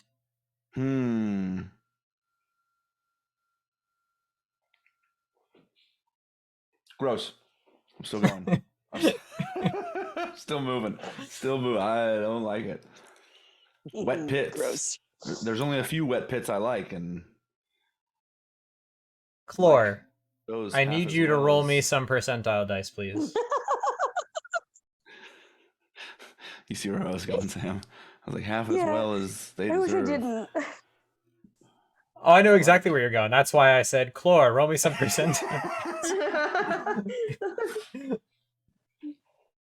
Okay, thank you. I will keep that in mind. Yikes. Could be worse. It's fine. Could it have been worse? I don't know. I mean, That ones are worse. there's 17 numbers less than that. 17%. So Yeah. It depends on how big the ranges we're working in are. I mean, it's a percentile die. It's 0 to 100. Mm-hmm. So there was a 17% chance that you rolled worse. Just hang on to that. I'll hold on to that. You hold on to your actual roll. So yeah, we're going on the side. I'm moving towards the side. The side. All right. Does anyone else do any sort of investigation, or do you guys just watch Renningham just be like gust of wind, wretch? And then just walk the other way. He's making mental notes. Things not to do in the future. I said some things about how bad it was and how I didn't want to be there. And there was nothing else in this cavern. Buddy, Nope, I that know we gotta conserve water here, but you might want to use some of it to wash out your mouth. That can't be too pleasant. I appreciate that. I'd take a swig and spit it out. Where do you spit it? Do you spit it in the pit again? Yes. Oh yeah, for sure. Yes. It's a garbage at this point. Like it's a disposal. You hear another, slightly louder this time because you actually had to like intentionally just kind of. It's a little wetter because there's viscosity differences there, and it's just kind of again sounds like a wet on wet kind of as it kind of slowly the sound makes its way up. The thing is that a freshly wet mouth, like as you breathe and everything, you kind of just like you can taste it a little bit more. Yeah, that's why I'm moving away. Like I spit. Yeah. I didn't linger. I just went and then I turned away and I kept going. So, all right. So this hallway, as it continues, it's smoother than the previous ones. The ridges that are left from the apparent scraping that was used to create this tunnel, they've smoothed over, so there's ripples more than there are like ridges. The stalagmites and stalactites are more like mounds that have been rounded, and there are more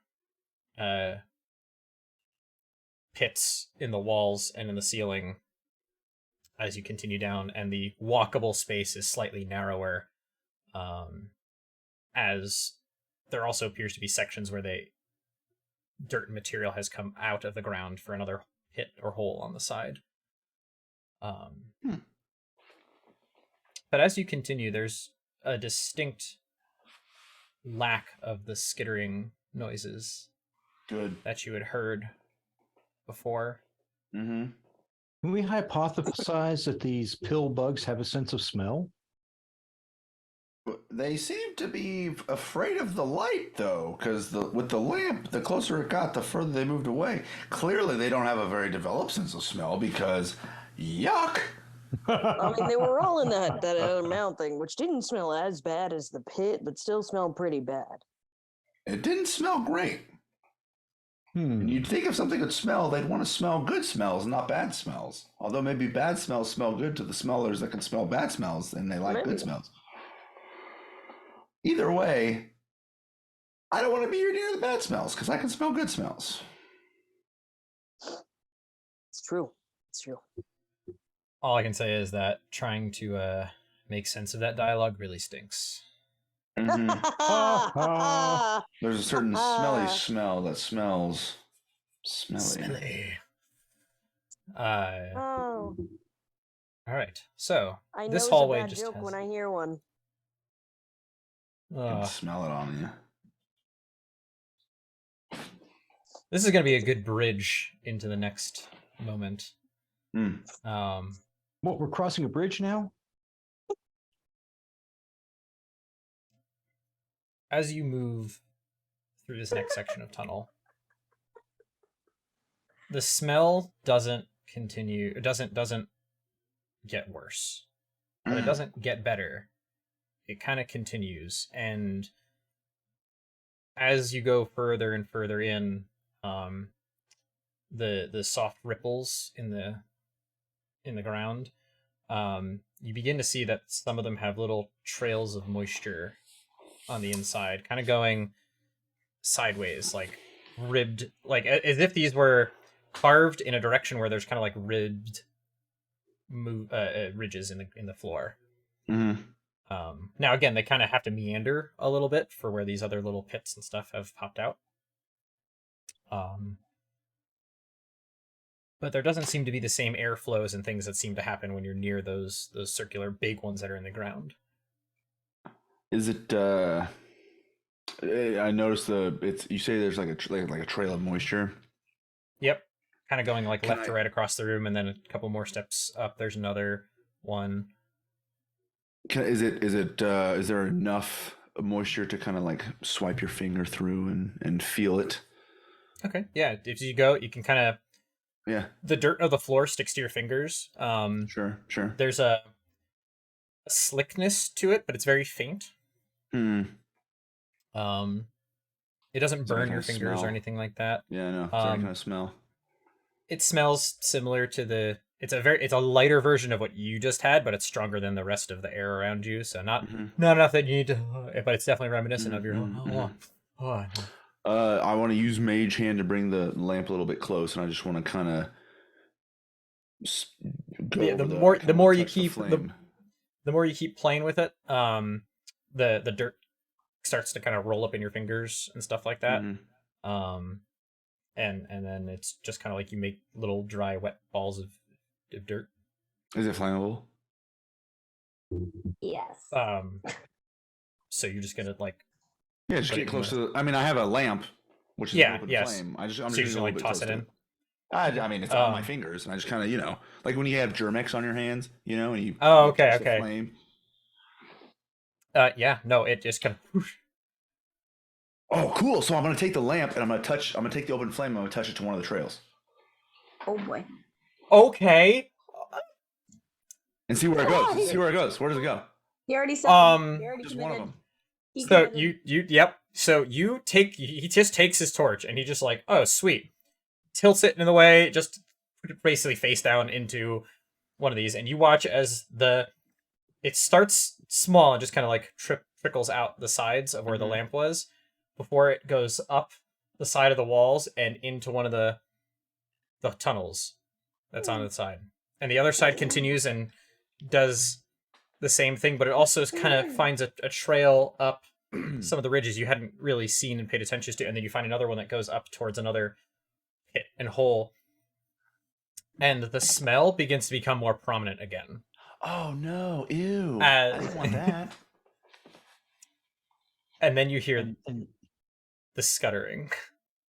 somewhere Ugh. somebody or something is now officially mad at us. I hate Bring that. him! I don't like the What skitter. the heck did you do? I didn't know. I thought it was flame. I thought it would illuminate our paths. It would be able to see. I mean, Oh, it's there's- illuminated, all There's right. a lattice work of this Well, smudge part on of the let's move ground. cautiously and I mean, as quietly. cautious as could be. How Do much more not cautious could you think be? about. There's just trails of flammable liquid. We can find its source now. We can follow the light.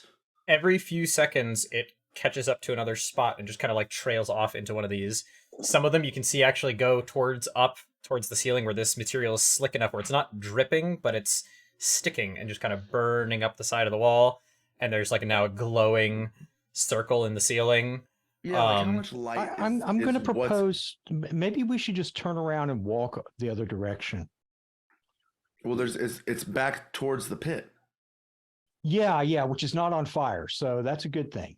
but it's not more fire as we go down. I mean, That's the trails. That's what I'm saying, is that the trails of where it is wet continue to burn and continue to catch and are continuing ahead of where you're going. That everyone else seemed to get it. The tunnel is starting to catch on fire along these trails that you just lit. Oh, And whoops. it's using up oxygen and it's burning into Missed something that one. else's home. and it's drawing the attention of the animals that are now angry that their homes are on fire. That's tough. And We should go the other gosh. way then. Chlor, I need you to we've roll just me a created dexterity saving Centralia. throw. Oh Hmm. I am very confused, but here it goes. Your 18 was not in your favor, by the way. on the- Natural for some of the- 20. Natural Sweet. 20 for a 22. Chlor, you've been trying to meander through these pathways and trying to make your way back towards any place that made sense. And now I'm Um, on fire, is what you're saying.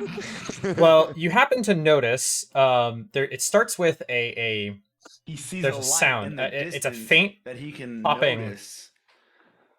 sound, and for real life it sounds almost like a stuttering engine where it's just kind of like pop pop pop pop pop as it's trying to like start and ignite before you kind of start to see faintly these sections of the ground that you've been slowly avoiding because there's been these pits. You've been just kind of making your way through. Nothing has happened. You've heard nothing. You've seen nothing. But all of a sudden, to your left, to your right, they faintly start to glow, and the glow begins to resonate with the popping noise. Before one of them, not 3-4 feet in front of you, just kind of like guts out a wet splat that is on fire and sticks to the ceiling and begins to slowly drip down the wall. But don't worry, there are no RUSs.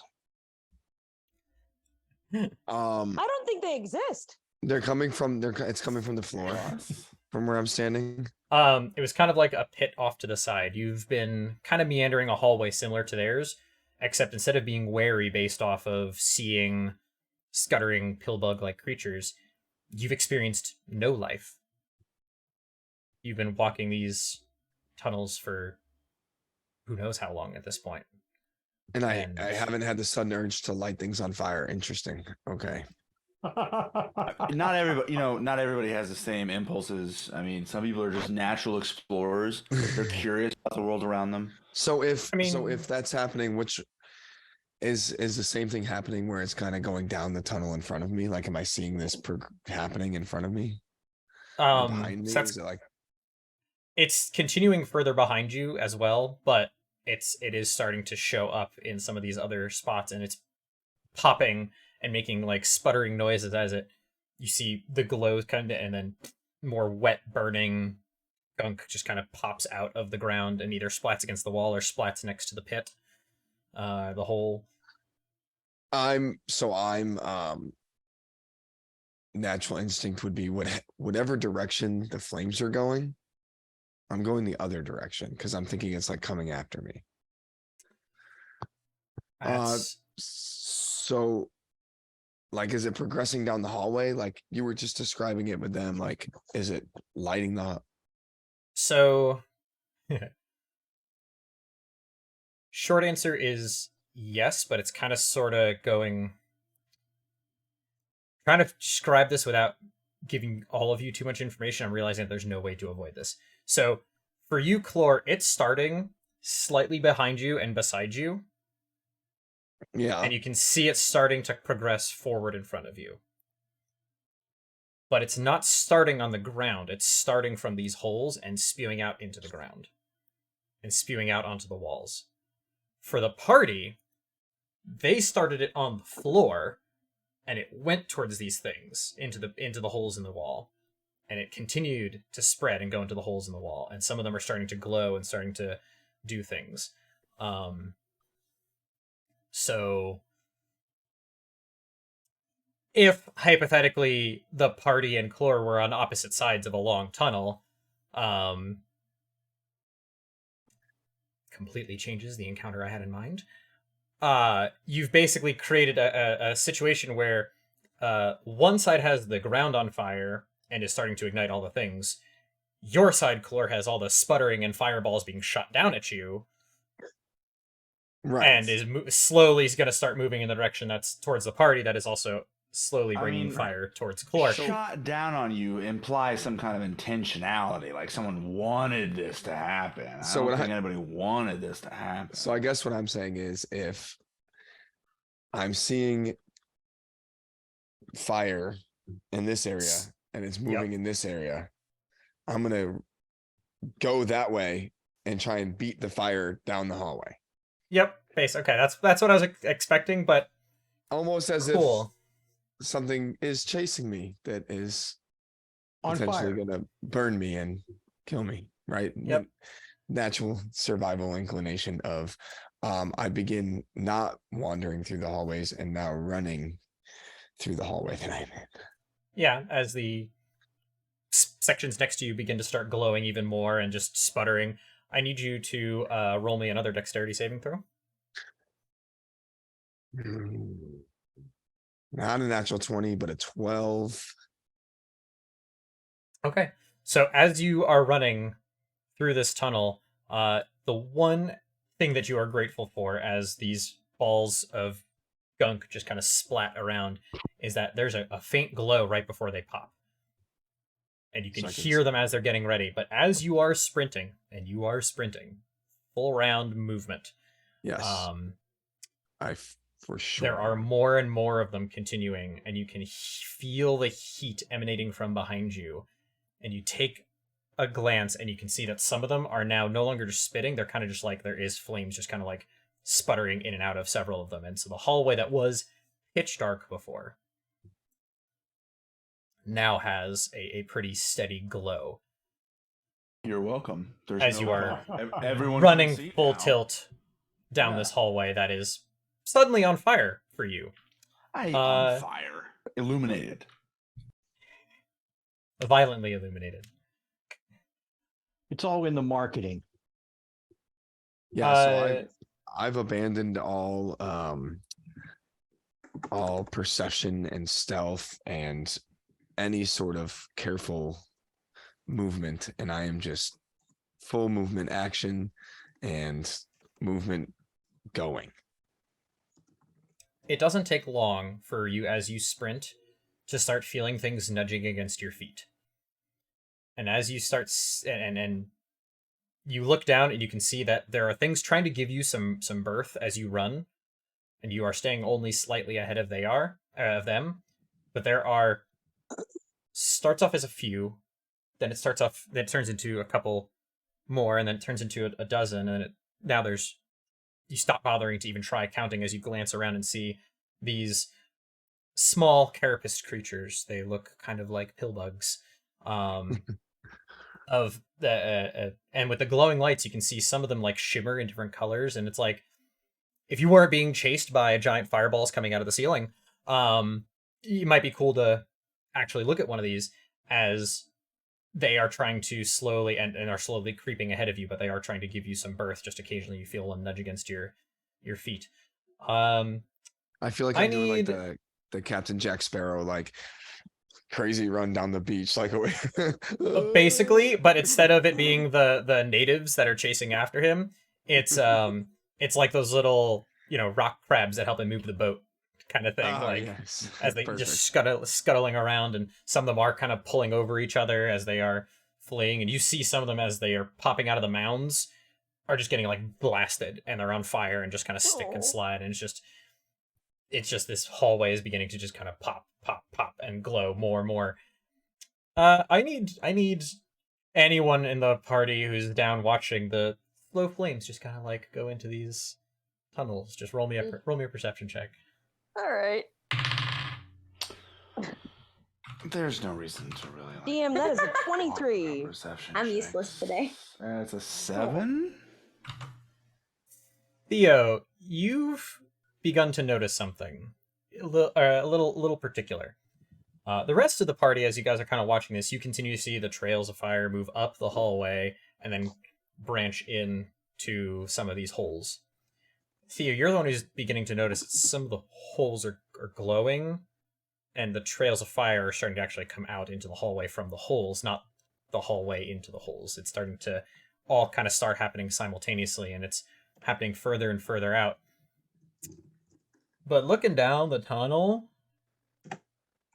you see an orange spot like dead center way down that was definitely not there before. So you know there's fire and stuff happening all around you, but there's none of the spattering happening yet, to your knowledge. But way down the ways, you can see another orange dot that was definitely not there prior.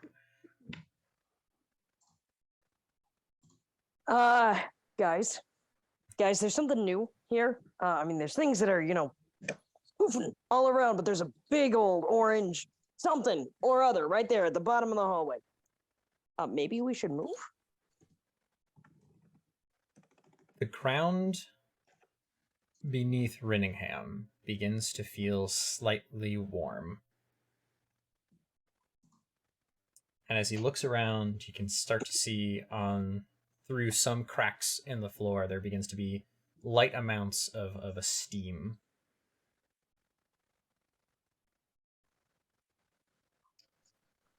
And turning around, you can see some of the other holes in the walls and ceiling and floor are slowly beginning to glow faintly. Guys, I think we may have caused a problem. We should move. We should get back And to by that other room. we, I mean Rennie. Yeah. Look, it doesn't do well to point fingers, all right? Nobody. It's never too soon to point fingers. It We doesn't always- do well to just sit here there was talking. We something- gotta move. Yeah, I agree. And I start running. Theo Restriction on follows running. after her. All right, so everyone's now running as these hallways that you've been traveling through begin to Suspiciously catch fire. Yeah. take a moment for an aside. A sidebar? Did I plan for that material to be flammable? Yes, I did. I did in fact plan for it to be flammable. Fun. Did it have purpose in the lore and in the world and stuff like that? Actually, yes, it does. It does. It's Oh, nice. um I feel like you're mad. Listen, I feel like you're mad. did I expect? And, like, expect? I No, didn't see, mean- see, Look, listen. see, I didn't- well- look. Hold on. Do you expect for us to intentionally catch it all on fire? did I expect you to take a lantern and say, "Oh, this is flame and that's flammable. Let's see what happens when they meet"? No, I did not. So what was going to be a very what? different experience for the next 45 minutes or so. Probably like picked it up and like held it and like made like bombs, maybe like impromptu bombs of flammable material. Or like oil, like it had a lot of fuel for stuff later. Yeah. Impulse control is not a strong suit. It's late. It's let's just say this is a very good learning experience as you guys are now all sprinting. All the while, Floor, as you are running, you see way off in the distance another section of tunnel that already appears. And it's way off. It's easily 120-ish so feet away.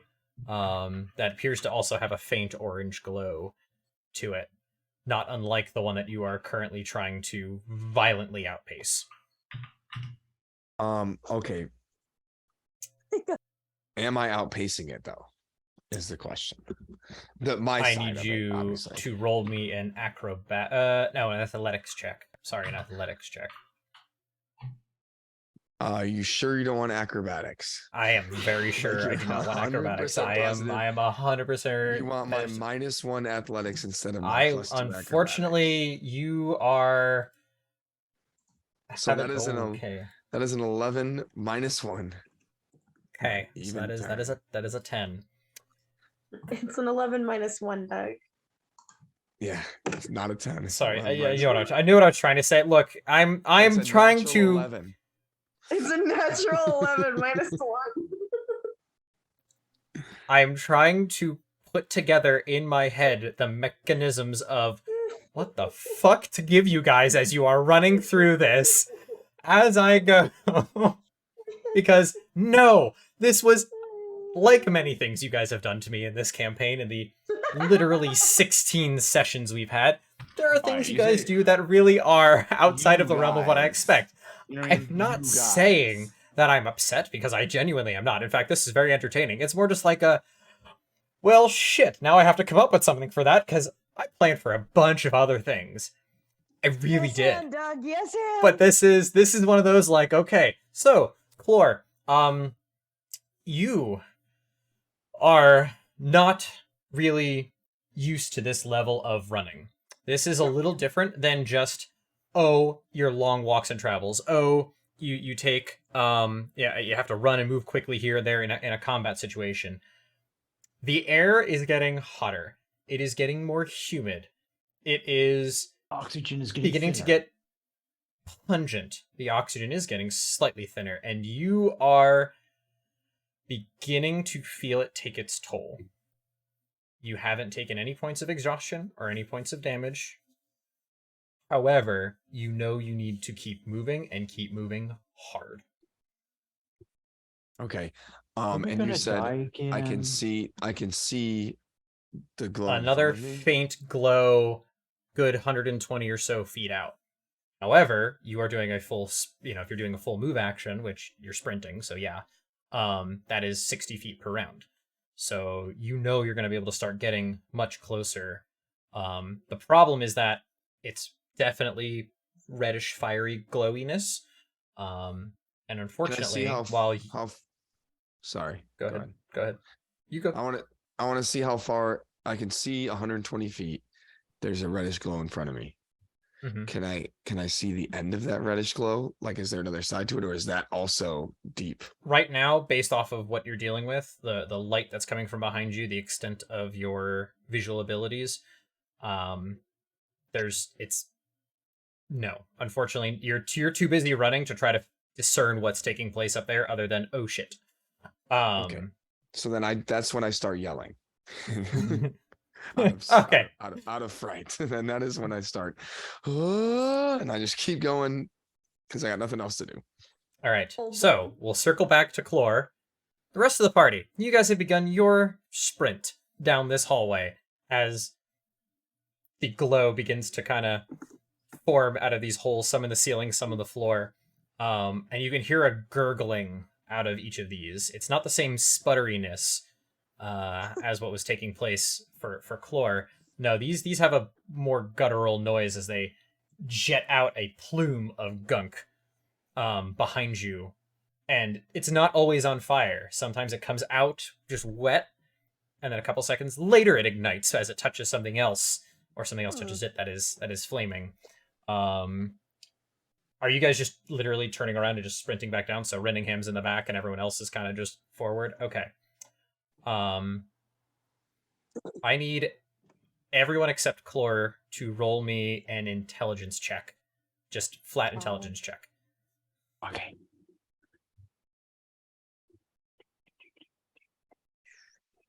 I'm dumb today. Those mushrooms are taking their toll. Duh. It's Wait a minute. 9. There we go. The big German no coming That's a from 14. Renningham. Coming in with 8. Bob with a Oh, nat not an 20. I intelligence think save. is that everybody? Almost everybody tonight has had a nat 20, because Clore had one, Theo's had I one, haven't. Bob's had Yeah, some one. people. some people. We're definitely over Some 3 in the people just get session. lucky, I Yeah. guess. Yeah, that's these are good numbers. You guys are doing not so bad. The fact that it's been evenly distributed, ish, almost. We're getting there. Okay, so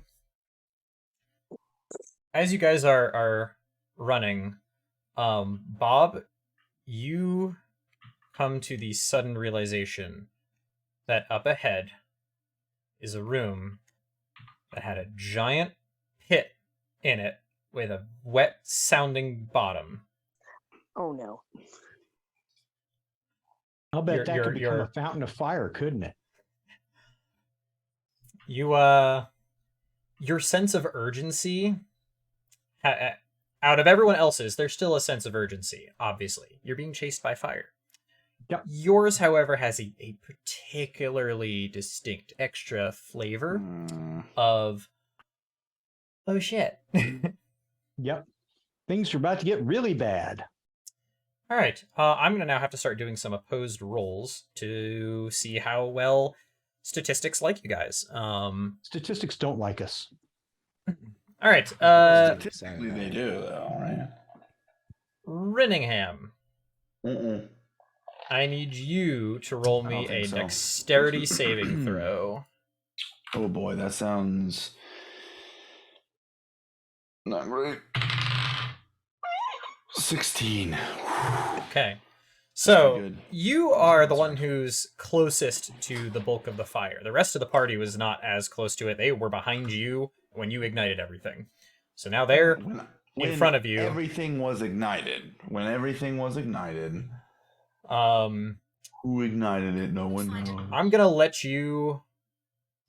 I'm gonna let you have taken the lantern back with this. By the way, you just kind of set it down to the light stuff and pulled it back as soon as it was ignited, because we weren't really clear on some of that. But you, as you are running, you can continue to feel parts of the ground get warm, and you're noticing a pattern between the ground beneath your feet and then the sputtering, gurgling noises near some of these holes, and you manage to just kind of barely duck out of the way as one just kind of splats, basically just kind of arches right over you, and the spits out of it. tail end is on fire. So it's a wet gunk first. The tail end is kind of catching up to it as it blooms against the wall and just ignites the wall beside you. All right, Chlor, I need you to roll me another athletics check, unfortunately. I refuse, actually. You can't Oh, do this that. will be good. Natural 5 -1. Oh, is that funny? Okay. I'm So, so sorry. Me too. give me a Constitution saving throw. Okay. 12, 13, 13, 13. 13. Okay. As you are running, and the smell and the odor of the dank, gross, hot, wet, fiery, whatever this is around you, is beginning to kind of sort of infiltrate and permeate your lungs as you're breathing heavier and heavier, trying to stay going forward. However, it is not enough yet to start slowing you down. It is not enough yet to start exhausting you, and you choose, despite the terribly uncomfortable sensation that is beginning to fill your lungs, you are still going to keep powering through, despite the ache beginning to spread from your lungs to your muscles and joints. It has yet to hinder you as you run. Yay. Bob, I need a dexterity saving throw. Dexterity. Saving throw. Dexterity. Bam. 15. What is your dex save modifier? 2. You also narrowly managed to miss getting splatted on. You happen to notice a faint glow over the ones ahead of you, and you're able to just kind of barely skirt by it as it splashes on the ground, and you can feel the heat of this material just kind of like barely landing behind your heels, and you're just kind of like, oh, hey, that's not That's no comfortable. good. No bueno. However, it is a spot now that Penn and Theo have to carefully avoid, and I need acrobatics checks from both of them. Penn and Theo. Yep, Penn and Theo. Acrobatics. Okay. Time That to do your one. Cirque du Soleil impersonation. Which is a 3. Acrobatics. There it is. Okay. Let's see. It's a big 8. It's an Okay. infinity sign turned upside down. You guys are way more focused on the sprint than you are on the sudden drop of this plume of flaming gunk that just lands and starts to spread across in front of you, and you can see trails of it starting to kind of ignite more sections. Theo, you only kind of like land a foot in it accidentally as you go, and are going to take let's see. Look at that. Only 1 point of fire damage as you kind of land just on the edge of it, and it only kind of like burns the edge of your sole of your foot. The edge of your soul. Or sorry, your heel. Sorry, the heel of your foot as you kind of like get through it. Pen, however, you step in it more, and well, actually, you not one, so I need another one of those. Sorry. So you take 3 points of fire damage, although I think you have resistance to fire, so that's now 1 point of fire damage. As you basically take 2 steps through the fire, a little hot in your heels, but not as uncomfortable as it could have been. As you go through, Rinningham, you are. Wait, you take 2 or 1? You take 1, so it's cut in half, and then rounds down. So 3, 1.5 to 1. Okay. Renningham, you kind of watch as both of them skirt over this, and you just kind of like jump right over. You're fine. You weren't as close to the splash as it hit. You had just enough time to kind of judge your movement. Floor. I need a dexterity saving throw. We can do it. Oh, 21. Yay! Make sure, because some of these are opposed rolls. Oh yeah, no, you handle that easily. So you're getting used to the.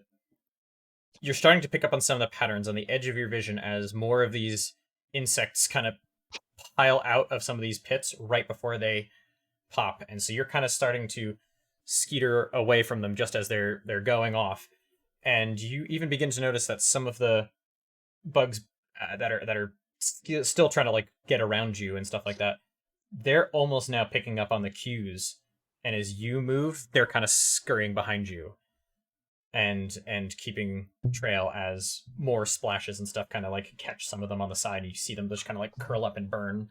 I'm Ant-Man. I'm controlling the bugs. I was just hearing when you move, they move. Just like that.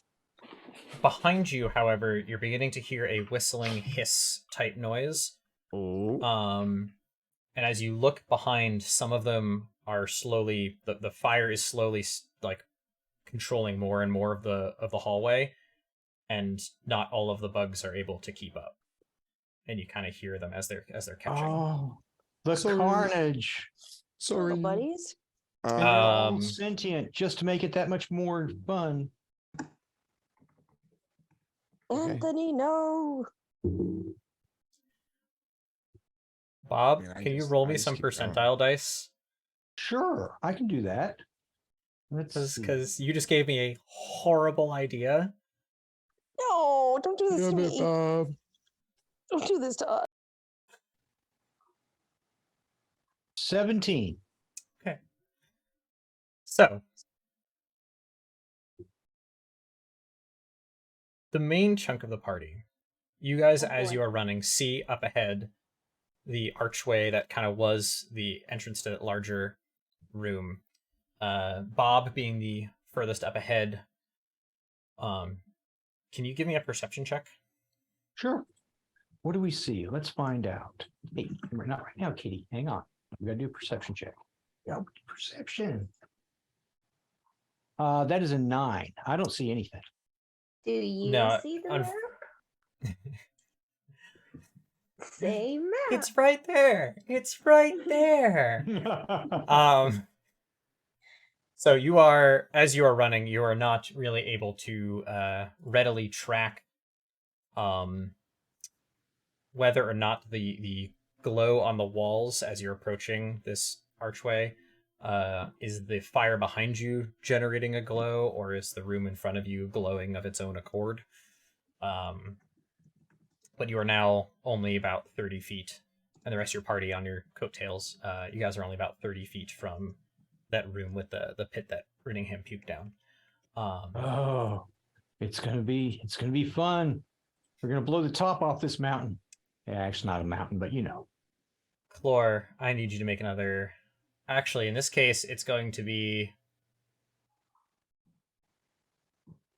stuck between a rock and a hard place on this one, which is the more correct way. We're going to make it a dexterity saving throw.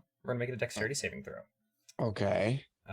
As you are now approaching the section of ground that's already on fire. And these plumes are no longer spitting as violently, but you can see up ahead where there are sections that are now spitting up ahead. So the tunnel in front of you now is actually on fire. Before you had a section where you were kind of sort of running in the safe zone. Now you can see a lot more of the floor is burning.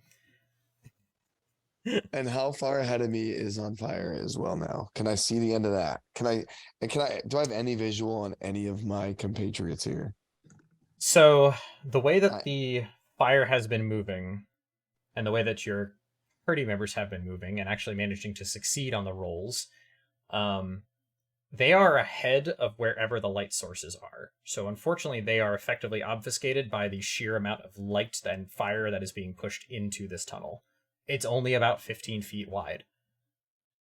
So there's not a whole lot of room for you to even see them because of the amount of everything going on.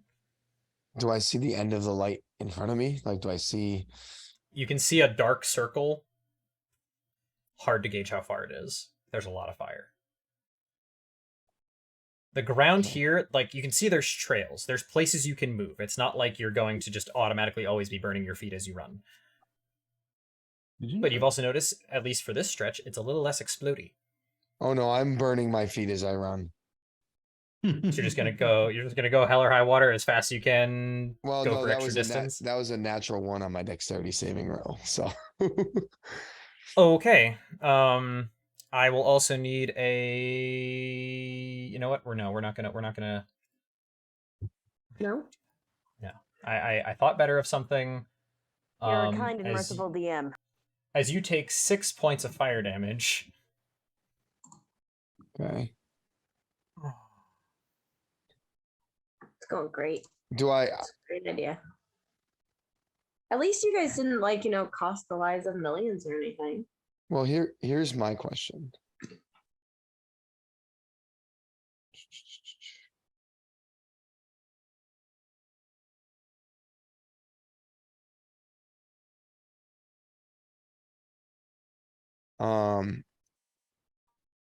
Okay, how do I take that damage?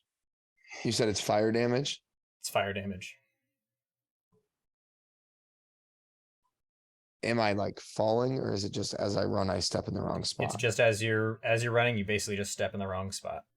Okay, as a reaction. You're really not even trying not like you in this case you just like, oh, there's fire here, you're more engaged with getting as far away from the badness behind you than anything else.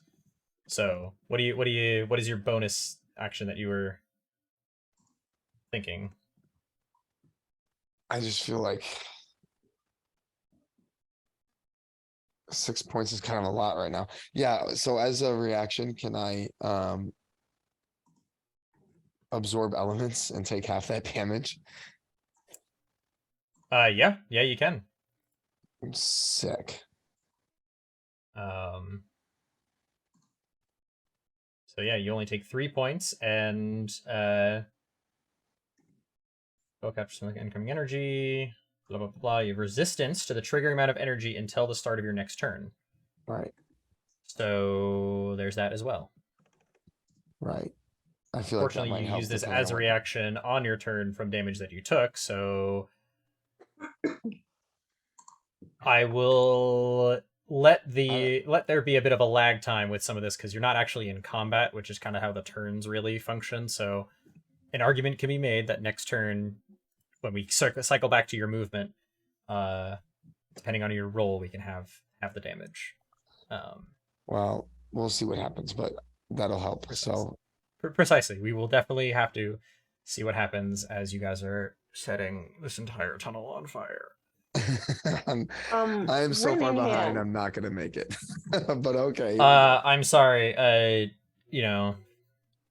You're all part of the ship, part of the crew. No doubt. And it's going down. Disavow Renningham for what he did. Look, there's no way to tell what would have happened if we had touched our torch to the flammable material.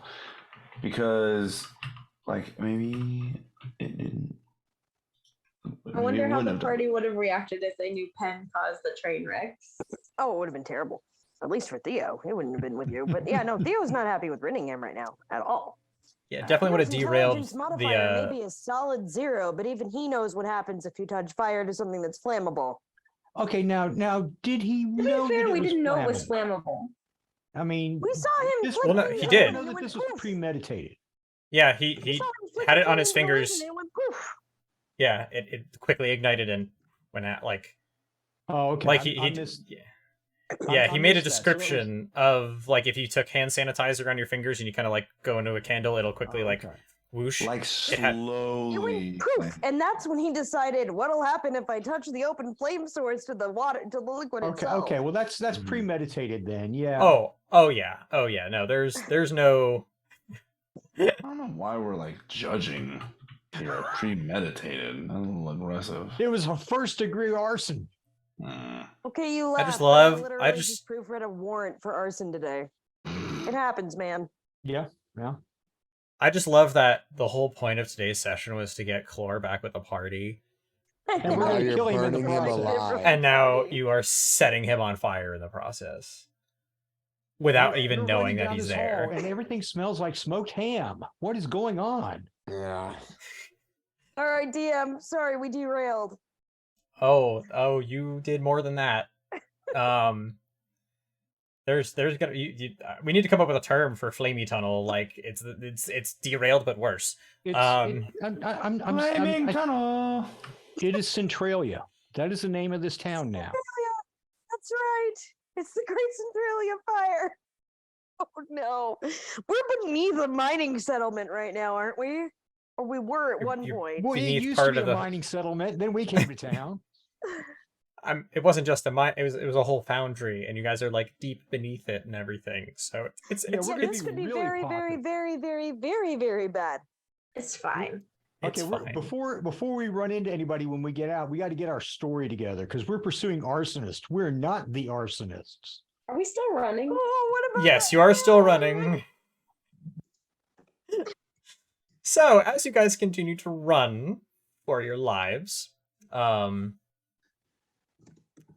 Bob, you're the first to pass through into that round room, and you can see that the 8-ish foot diameter pit in the ground is beginning to steam and smoke Yep. and smolder. Not sticking around, Um, keeping on going. I need you to, as the first one into the room, as it's beginning to like waft out, I need you to roll a Constitution saving throw. Do. Yes. 18. Okay, yeah, no, that saves. Later, turkeys. You smell a worse version of what Renningham smelled earlier, because this one is the burning, nasty version. It doesn't make the smell better. It's airborne. Oh yeah. It's got some extra, Oof. Pungency? yeah. It's been Cool. activated. Oh yeah. This is Oh yeah, I This is some betcha good it's stuff. activated. If those times that you've been fishing with stink bait, this puts all that to shame. However, you notice that there is a distinctly organic nature to the smell. Now, when we say organic, do we mean like decomposing vegetation or like burning fat? More closer to burning fat on top of Okay. all of the nasty, putrid, burnt nuts, almonds, sweet, nasty honey, like all of that just kind of.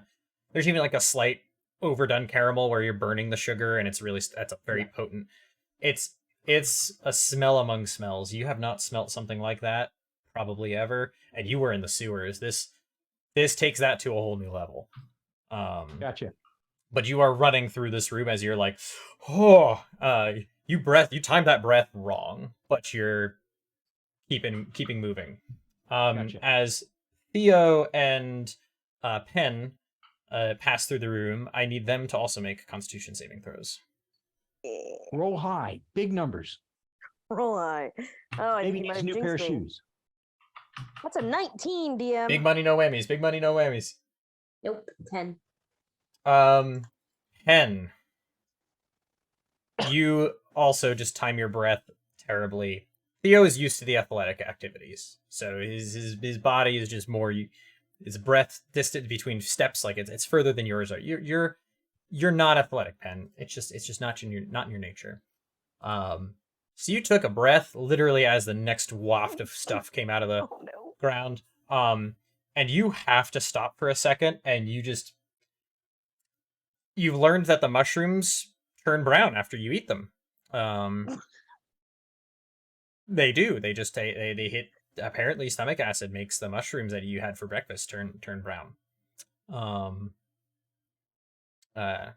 Yeah, and we're gonna leave it there, where you just kind of puked up your guts, and you are lagging a little bit further now behind Theo. You were closer, like kind of neck and neck. You're now lagging a little bit behind Theo. Renningham coming up the rear. I need you to make an athletics check. Athletics from me? Athletics from you, Renningham. Okay, so it's a natural 20. but -1 because I'm Sounds about right. very unathletic. My character is. So you are sprinting as fast as your little legs can take you. Big legs? Little legs. As your legs can take you. The legs that I have. You don't have anyone else's legs. These are the ones that you have. So you are taking those legs as far as they will go. But it is beginning to really set in that you are not fit to be a distance runner. You are watching as your friends a few feet ahead of you are able to get into that room. You know what that room is like and smell wise, and you managed to actually kind of like catch up to Penn, but you've luckily took a breath before you hit the worst of it. But you are now very aware of the fact that you are getting physically tired. Chlor, Dash. I need another dexterity saving throw. 18. Get at me. All right. So you're watching as the bugs that are around you, they're trying to figure out, like, some of them are stepping intentionally into some of these trails of fire that are on the ground, and you watch as the others pile over them. They are just taking one for the team so that the others can kind of go. I'm going to let you choose. Do you just keep hopping over the spots that you see as fire and trying to keep moving, or do you take advantage of some of the paths that are created for some of the other pill bugs? Yeah. I'll take whatever I can get. I will not discriminate against things that are not on fire and things that are on fire.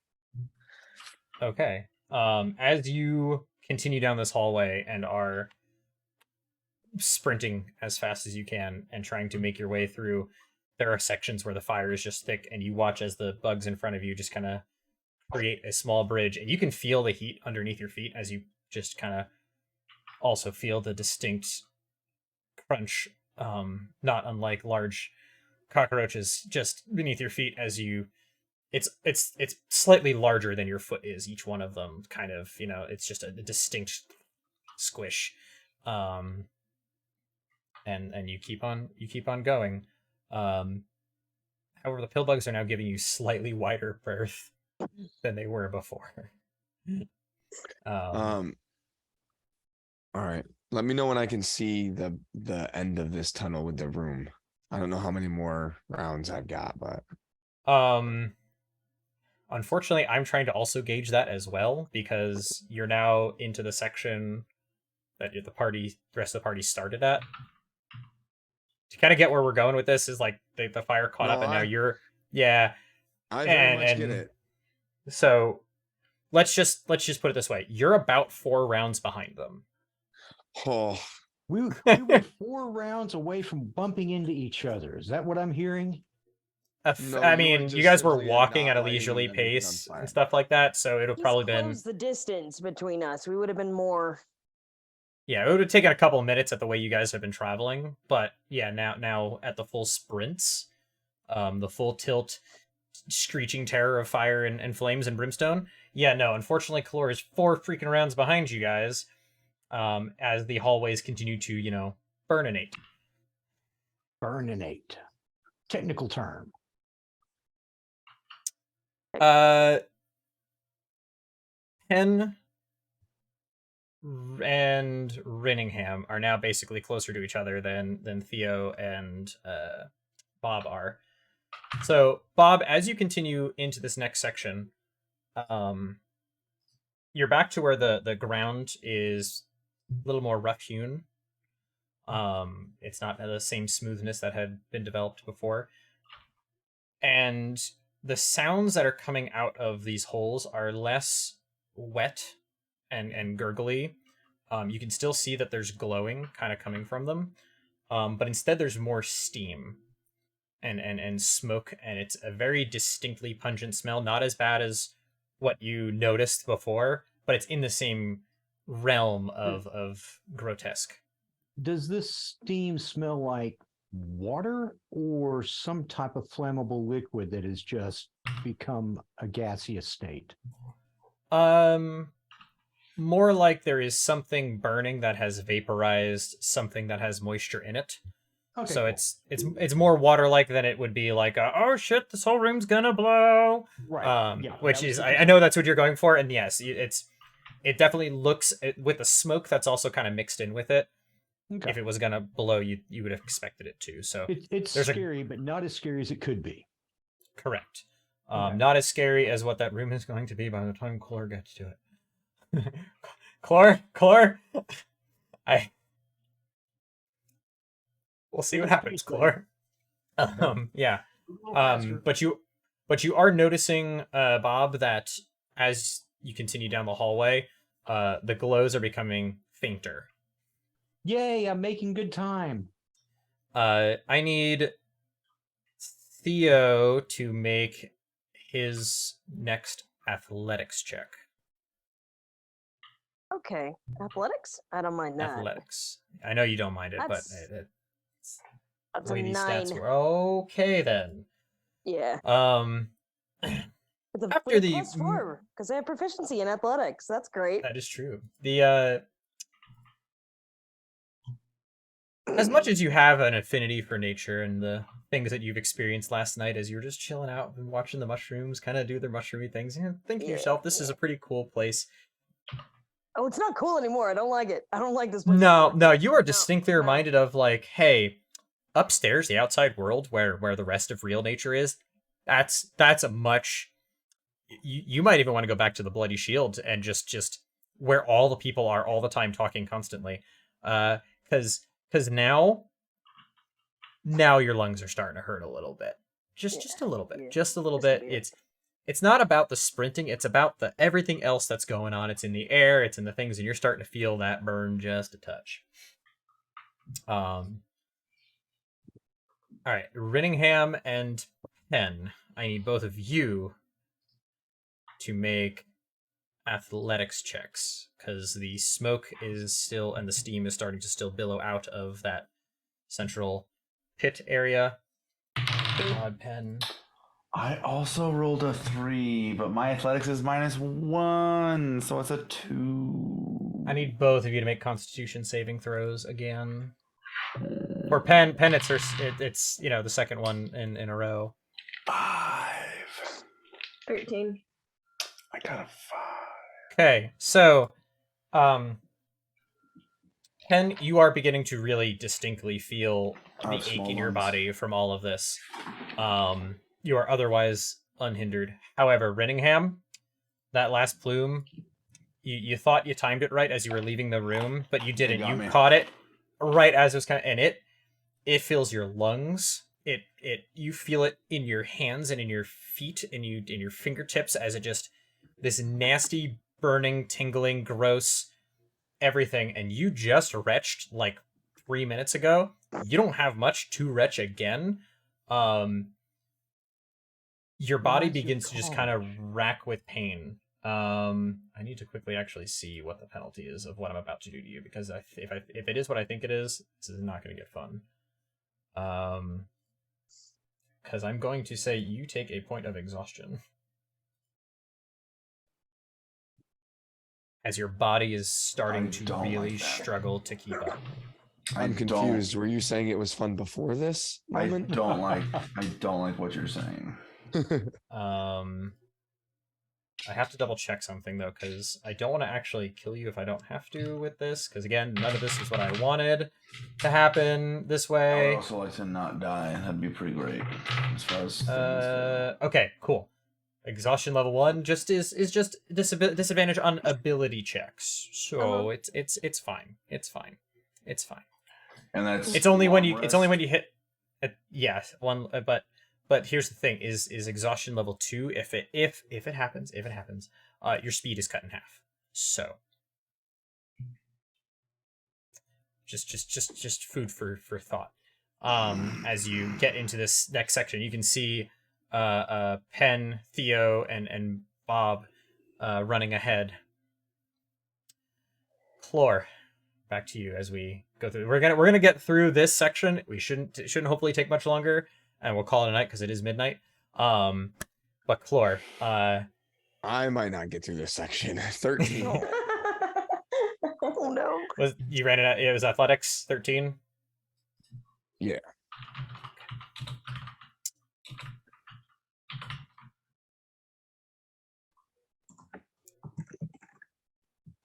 The burn in your chest continues to deepen, and it's beginning to permeate through. Similar before, you'd started to feel it in your limbs, but it wasn't wholesale. You've been running, and the heat is now ahead of you. Before, you were just kind of riding that line. It's just starting to really take its toll, and you also now have a point of exhaustion. I was gonna hold on to this as long as I could, but I'm gonna go ahead and run as far as I can, and then I'm going to use my last spell slot and Misty Step.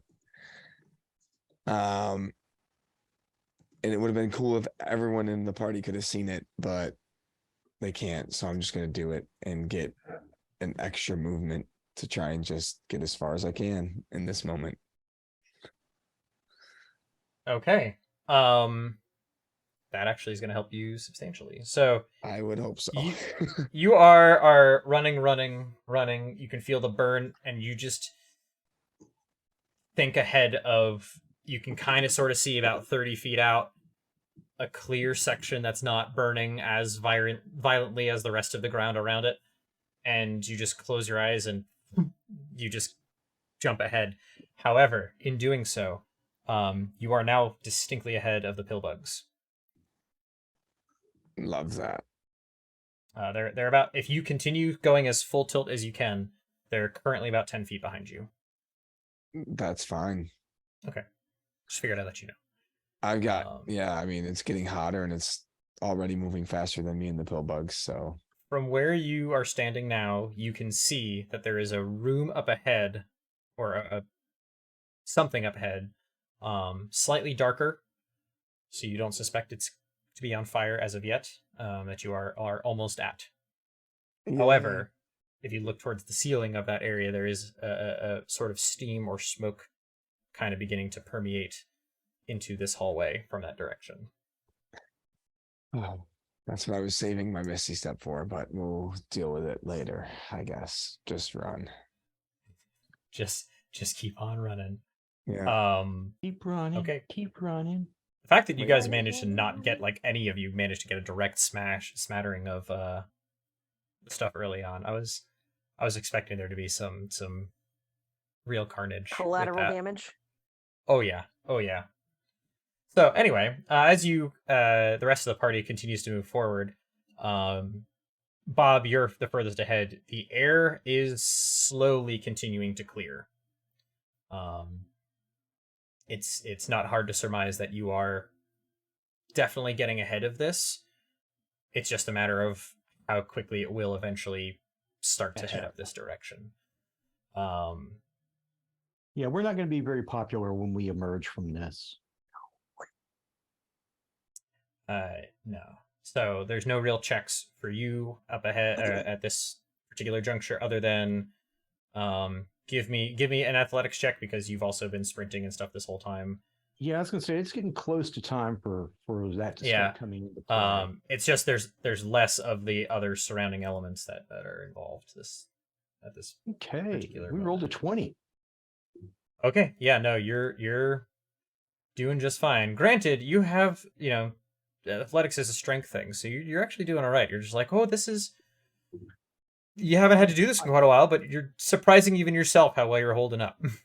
Yep. It'd be better if I were doing this without fire.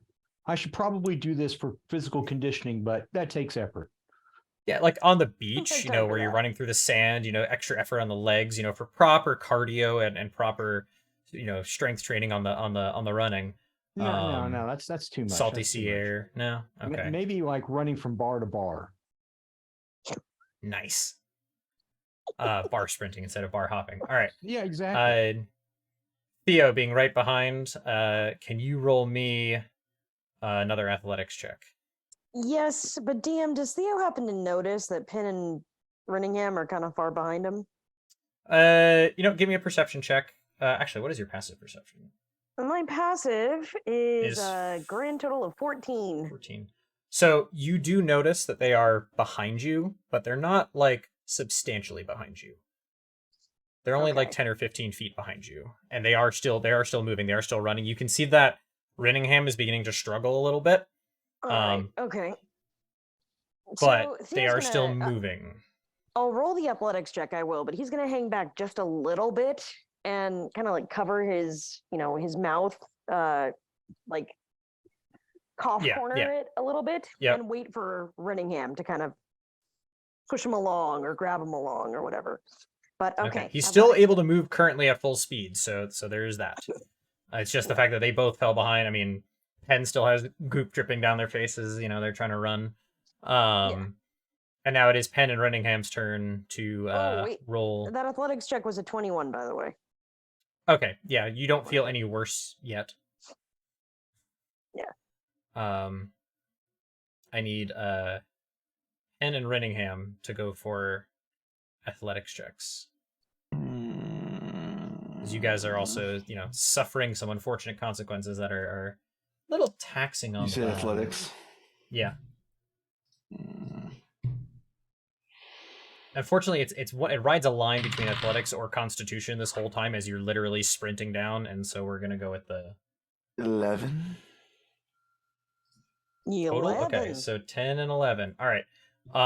You guys don't feel any worse, but you guys don't really feel any better because this hallway, as you guys are continuing to run, the air is clearing slightly more and more, and it's definitely not nearly as bad as it was.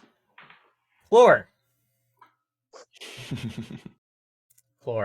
my guy, Chlor, my friend, Chlor. 17. That was athletics. Oh no, that was dexterity saving throw. That was I thought it dexterity. was Okay, still- that's fine. That's fine. Do dexterity. That's what I was gonna say. I was like, no, we want dexterity. I was gonna correct you onto the stat I want.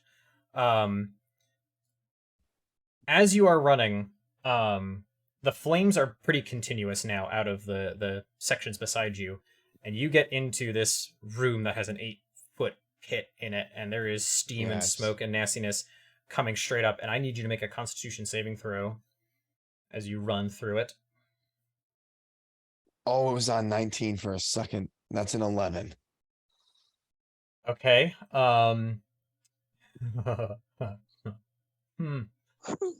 Okay. You were not expecting the particular inhalation sensation that you just had, and the smell and the burning as it went through, and your body is already just not enjoying what's been going on, but this makes you sick like you have never been sick before. Oh, Pete's sake.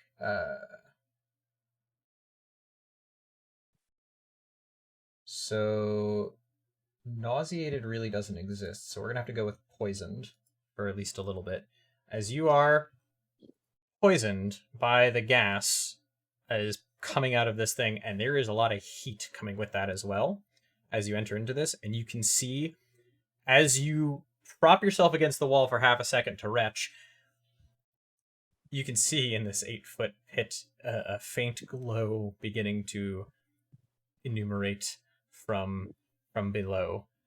However, you can see up ahead into this hallway several figures lightly through the mist and steam and smoke that's kind of in that hallway that seem to be running away from the direction that you currently are.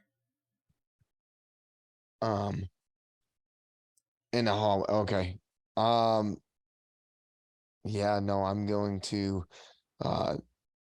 finish throwing up, wipe my mouth, cough, any extra I have, and I'm gonna run toward the figures, and I'm gonna say, "Help! Come help me!" Record. I'm going to going toward them. only... Yes, I know you're going, but I have to now. I'm only going to give this to Theo. Roll me Oh, a perfect. perception That's check. all I need right there. Oh, okay. No pressure or anything. Ugh. Let's just see how much the dice like you. Oh, that's a Actually- 9. All right. My passive is a 14, DM. Well, I'm just gonna follow him then, I guess. So My passive's a 14, and I was hanging back, like I said. you were hanging back. However, the trying. purpose of your hanging back is steering your focus. It's not like you're That's just true. scanning a crowd. You have steered That's your true. focus. That's what I really did. Full disclosure, I did contemplate. I'm like, would Theo hear it? And it's like, yes, not? if You Theo can- was the last in line running, he probably would have just naturally heard it because his focus is not on tracking other things. His focus is on Right, just the running. exactly. You intentionally stopped to slow down for Penn and Renningham. Unfortunately, that's where the roll was more important. Yeah. All right, I'll And follow so, him. yep. There's now a posse of 3, and then Bob. The further and further you run, you find yourself approaching the next room that you know has the protrusion. And you can hear some scuttling, and you can hear some rock scraping, and some very distinct noises coming up from up ahead, as the smoke and steam coming out of the holes is slowing way down. Yeah, you don't have to make any rolls or checks or anything else. You just happen to be in ahead of everyone else right now. All right, so things are looking good for me at this point, right? Yes.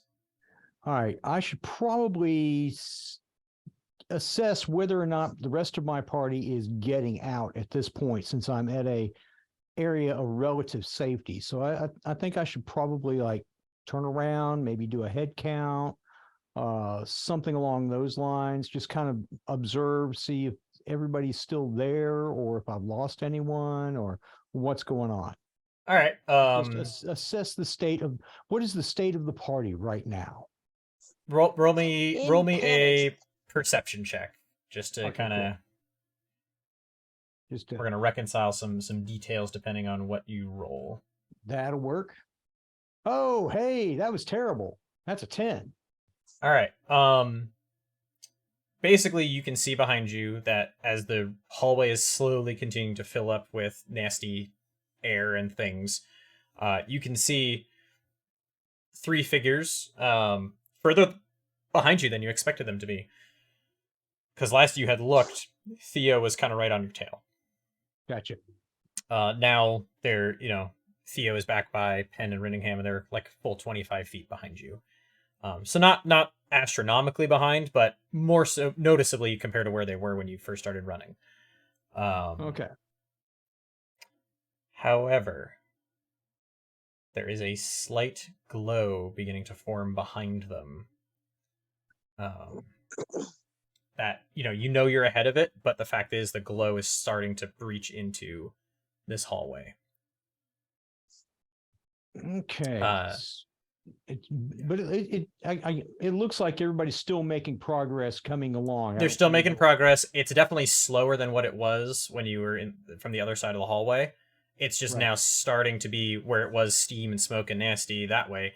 There's now starting to be elements of glow starting to form way at the other end that you can kind of make out against the mist. Okay, so the situation's getting better, but it's still not good. Correct. Okay. Because Penn, Theo, and Renningham are all basically together to assist each other at this point, and within a proximity, I'm going to say that that's basically what you guys are doing, is you guys are still being able to maintain full action and kind of just like literally dragging on each other as necessary, kind of sort of barreling. The hallway's wide enough, and the air is still currently clear enough that you're not going to get substantially worse, other than the fact that you guys are starting to get exhausted. So we'll just kind of move on to back to Okay. Chlor. Gotcha. Chlor, what are we doing? You're muted, I Chlor. hear you. I'm following them. All right. The figures, because that's the only sort of hope I have right now. Oh, this is so grim. Roll me. I hate to ask you to do this. Roll me an athletics check as you are coming don't out of this. hate it. I do Oh, actually. you're I gonna was hate yourself really. more. That is a natural 1 minus 1 or a very real zero. It was nice knowing everybody. Frick frack. Is that gonna half my movement speed? That's gonna half. It is my gonna movement half speed. your movement speed. You are now exhaustion level 2. Oh, this is terrible. So Can I can I shoot an Eldritch Blast because it can go 120 feet at I want to hit someone. I want to hit whoever's in the middle of the group of 3. Look, man, I'm 6'1". I'm a big target. Well, I've got disadvantage, so even if I miss you, hopefully he'll go by your head. Can I do that? Yes, I you was can. kind of So hoping that he would do that, to be honest with you. Yeah, I was I thinking to myself, like, what's something Flora could do? It's just very much at disadvantage. basically, yeah, it's so you stumble now. You're 15 feet as your body is just done. And you just kind of this weaker than you are used to bolt of energy just kind of roll to hit, roll to attack. Oh, that's a 23 and a 24, so I'm definitely going to make contact here. Sorry. I'm fine with it, man. My AC is 14. Okay. Well, that's the thing is that did you aim for the largest moving person? Or did you aim Yes. for okay. So that is a hit. That's 9 points of damage to Theo. I got it. We're good. So out of nowhere, Ken and Rittingham watch as Theo takes I forget what color your Eldritch Blast is. Was It's it purplish? Slight purple, very electricity. Okay. As this purple bolt of crackling electric energy just kind of slams into Theo from behind, and Theo just takes to it like a quick limp for a second, like what the? As in the mist, you see a person stumbling off in the distance, almost 60 feet down. And did Theo recognize that color at all? Yes, Theo did. Theo, I need you to roll. This is gonna suck. I need you to roll an Arcana check because you got struck in the back. You got struck in the back. Oh, that's a nat 1. So just leave me. So You know you just got hit, shot though. with He's gonna something. Turn around and see what happened. Well, it might also be closer to the Forrest Gump. Something bit me. Exactly. As They you told know, me that was the $1 million Eldritch Blast, but I didn't get any of that money. I don't never- exactly know what the heck that was. But there was the something government must there. get to keep that money. I didn't get to see a nickel of that $1 million. Yeah. I ain't yeah. too bright. But you do recognize, or not recognize, you do see a humanoid entity down that way from the direction that the bolt came. Yeah. Now, did this happen while I was still observing the rest of the party, or? I'm going to say yes. And so you also saw this purpley bolt of crackling energy. So I'll give you an opportunity for an Arcana check as well. See if you recognize it. The source of which is less obvious to you. However, let's see if you recognize it. That is a 14. I'm going to say that you do.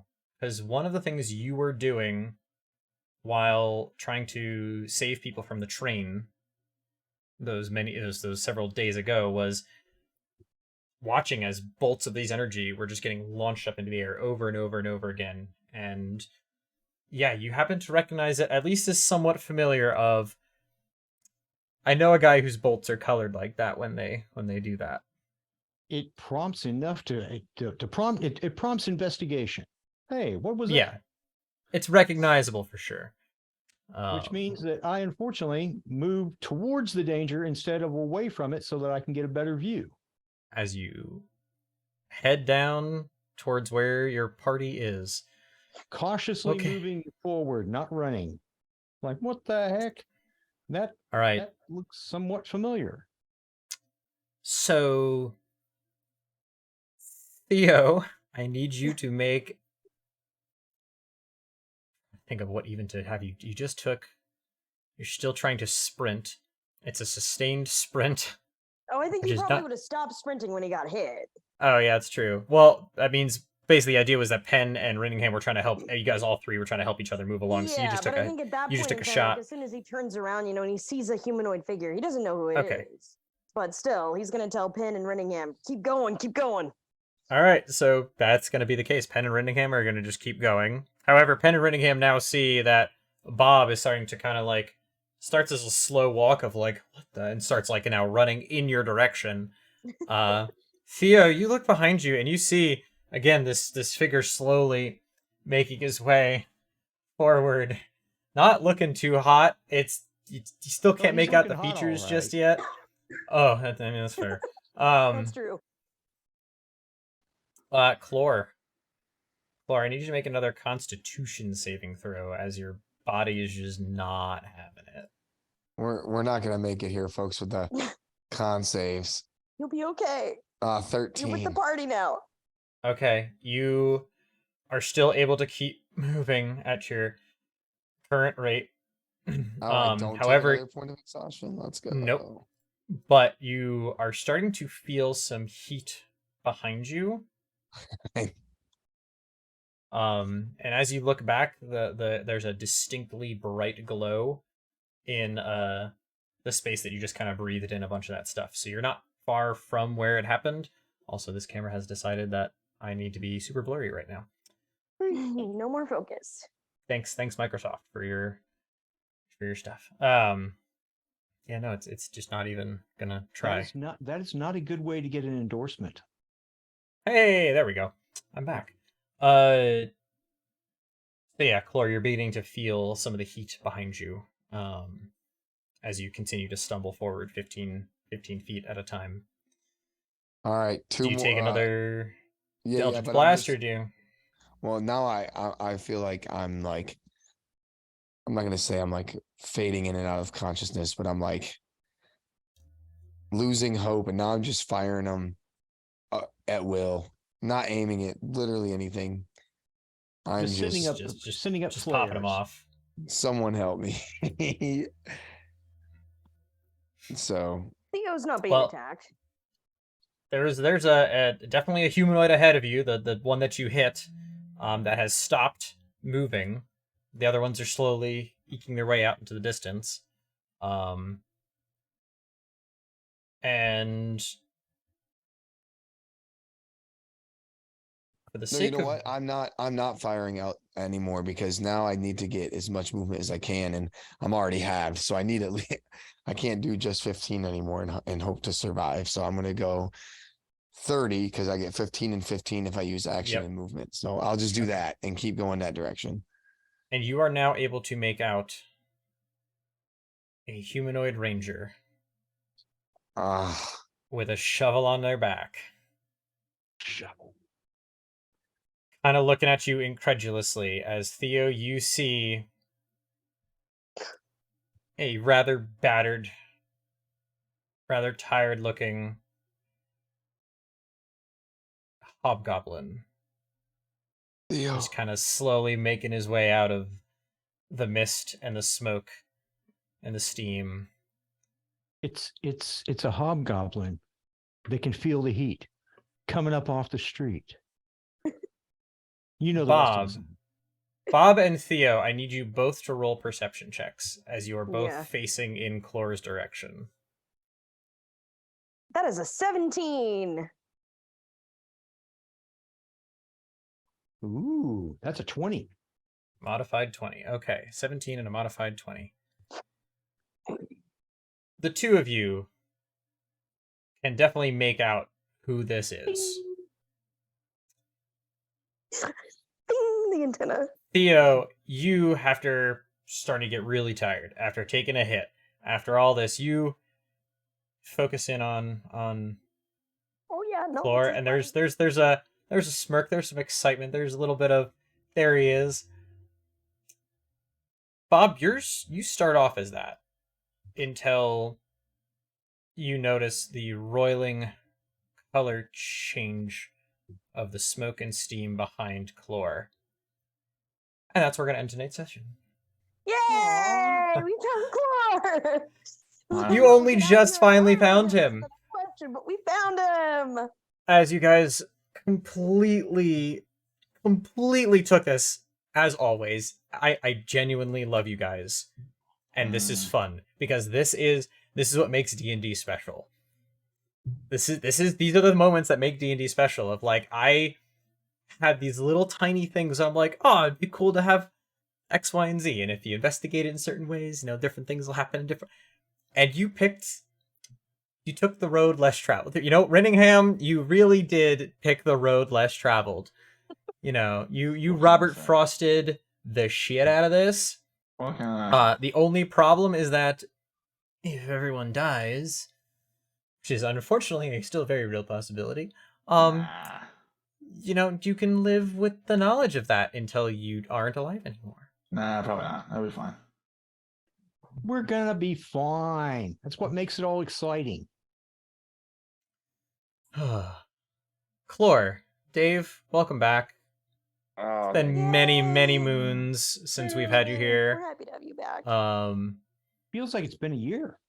yeah, Oh, you're I funny. definitely haven't seen you guys since last year. That is true. yeah. Might be my last one back if we keep going in this direction. Oh no, we're gonna rescue you. You're gonna be fine. You may have some scar tissue, but the girls like that. Just tell them you're a hockey player. Yeah. Just in the process Mm. of rescuing me, don't kill everybody else. Are you kidding? We got a shovel wielding ranger. That's basically a firefighter if you're in California. That's true. Ooh. All right, y'all. I just thought of something really funny that one of you guys can do. That you've done something similar before, just on accident. Sorry. Something just came to mind, and it happens that way sometimes, where I just like, oh, duh, that's a clever idea. Why didn't I think of that? And why didn't I think of it sooner? Huh. Anyway, sorry. I know, I'm rambling. I just happened to have one of your character sheets up, and it gave me an idea. Don't taunt us. Oh, I'm Whose absolutely going to character taunt sheet are you. Looking at. I started on pens, and then I went to Bob's, because I wanted to check something about My your eye Cure color. Wounds spell. And Oh, yeah, I yeah. forgot, because Cure Wounds is a touch spell. That's what I was wanting to double check, is if that's something you could do out of range. And the answer was no. But it brought me to thinking about one of the other characters who can cast spells, and so is like that would be genius. Mm. But I'm not going to tell I have no you. spell slots left, so it's not me. I mean, you still got Eldritch Blast. You got an infinite number of them. I can do that all day. That is true. But anyway, guys, thank you for playing. I know it's been like 2 months since we played. I know it's been even longer since Dave's been here. And the search for Chlor, is it over? Question mark. Question mark. Is it? Do you actually count as a success if No, we have to Y'all- get out alive in order for it to be successful. I mean, if it's a body, it's a body. I There are respect plenty of it. other uses for it. On that On disturbing that note, note, Thank you guys so DM. much That for was being super here. Fun. that was great. appreciate you guys. And we'll making a try to mess. play again as soon as we can. Hopefully next Tuesday or the Tuesday after, depending on whose event's available. Oh, we lost Dave. So anyway, chat. Thank you guys so much for hanging out with us. And we will hopefully be here Friday for like Dwarf Fortress and stuff like that. So yeah, I'll be posting the updated schedule in the Discord. Hopefully today or tomorrow. No, probably tomorrow. Let's just be honest. Well, it's today already for me. It's Wednesday today. You never Stop it. know. Stop it. Anything could Words, happen. words and things and stuff. Anyway, yeah. Have yourselves a good night.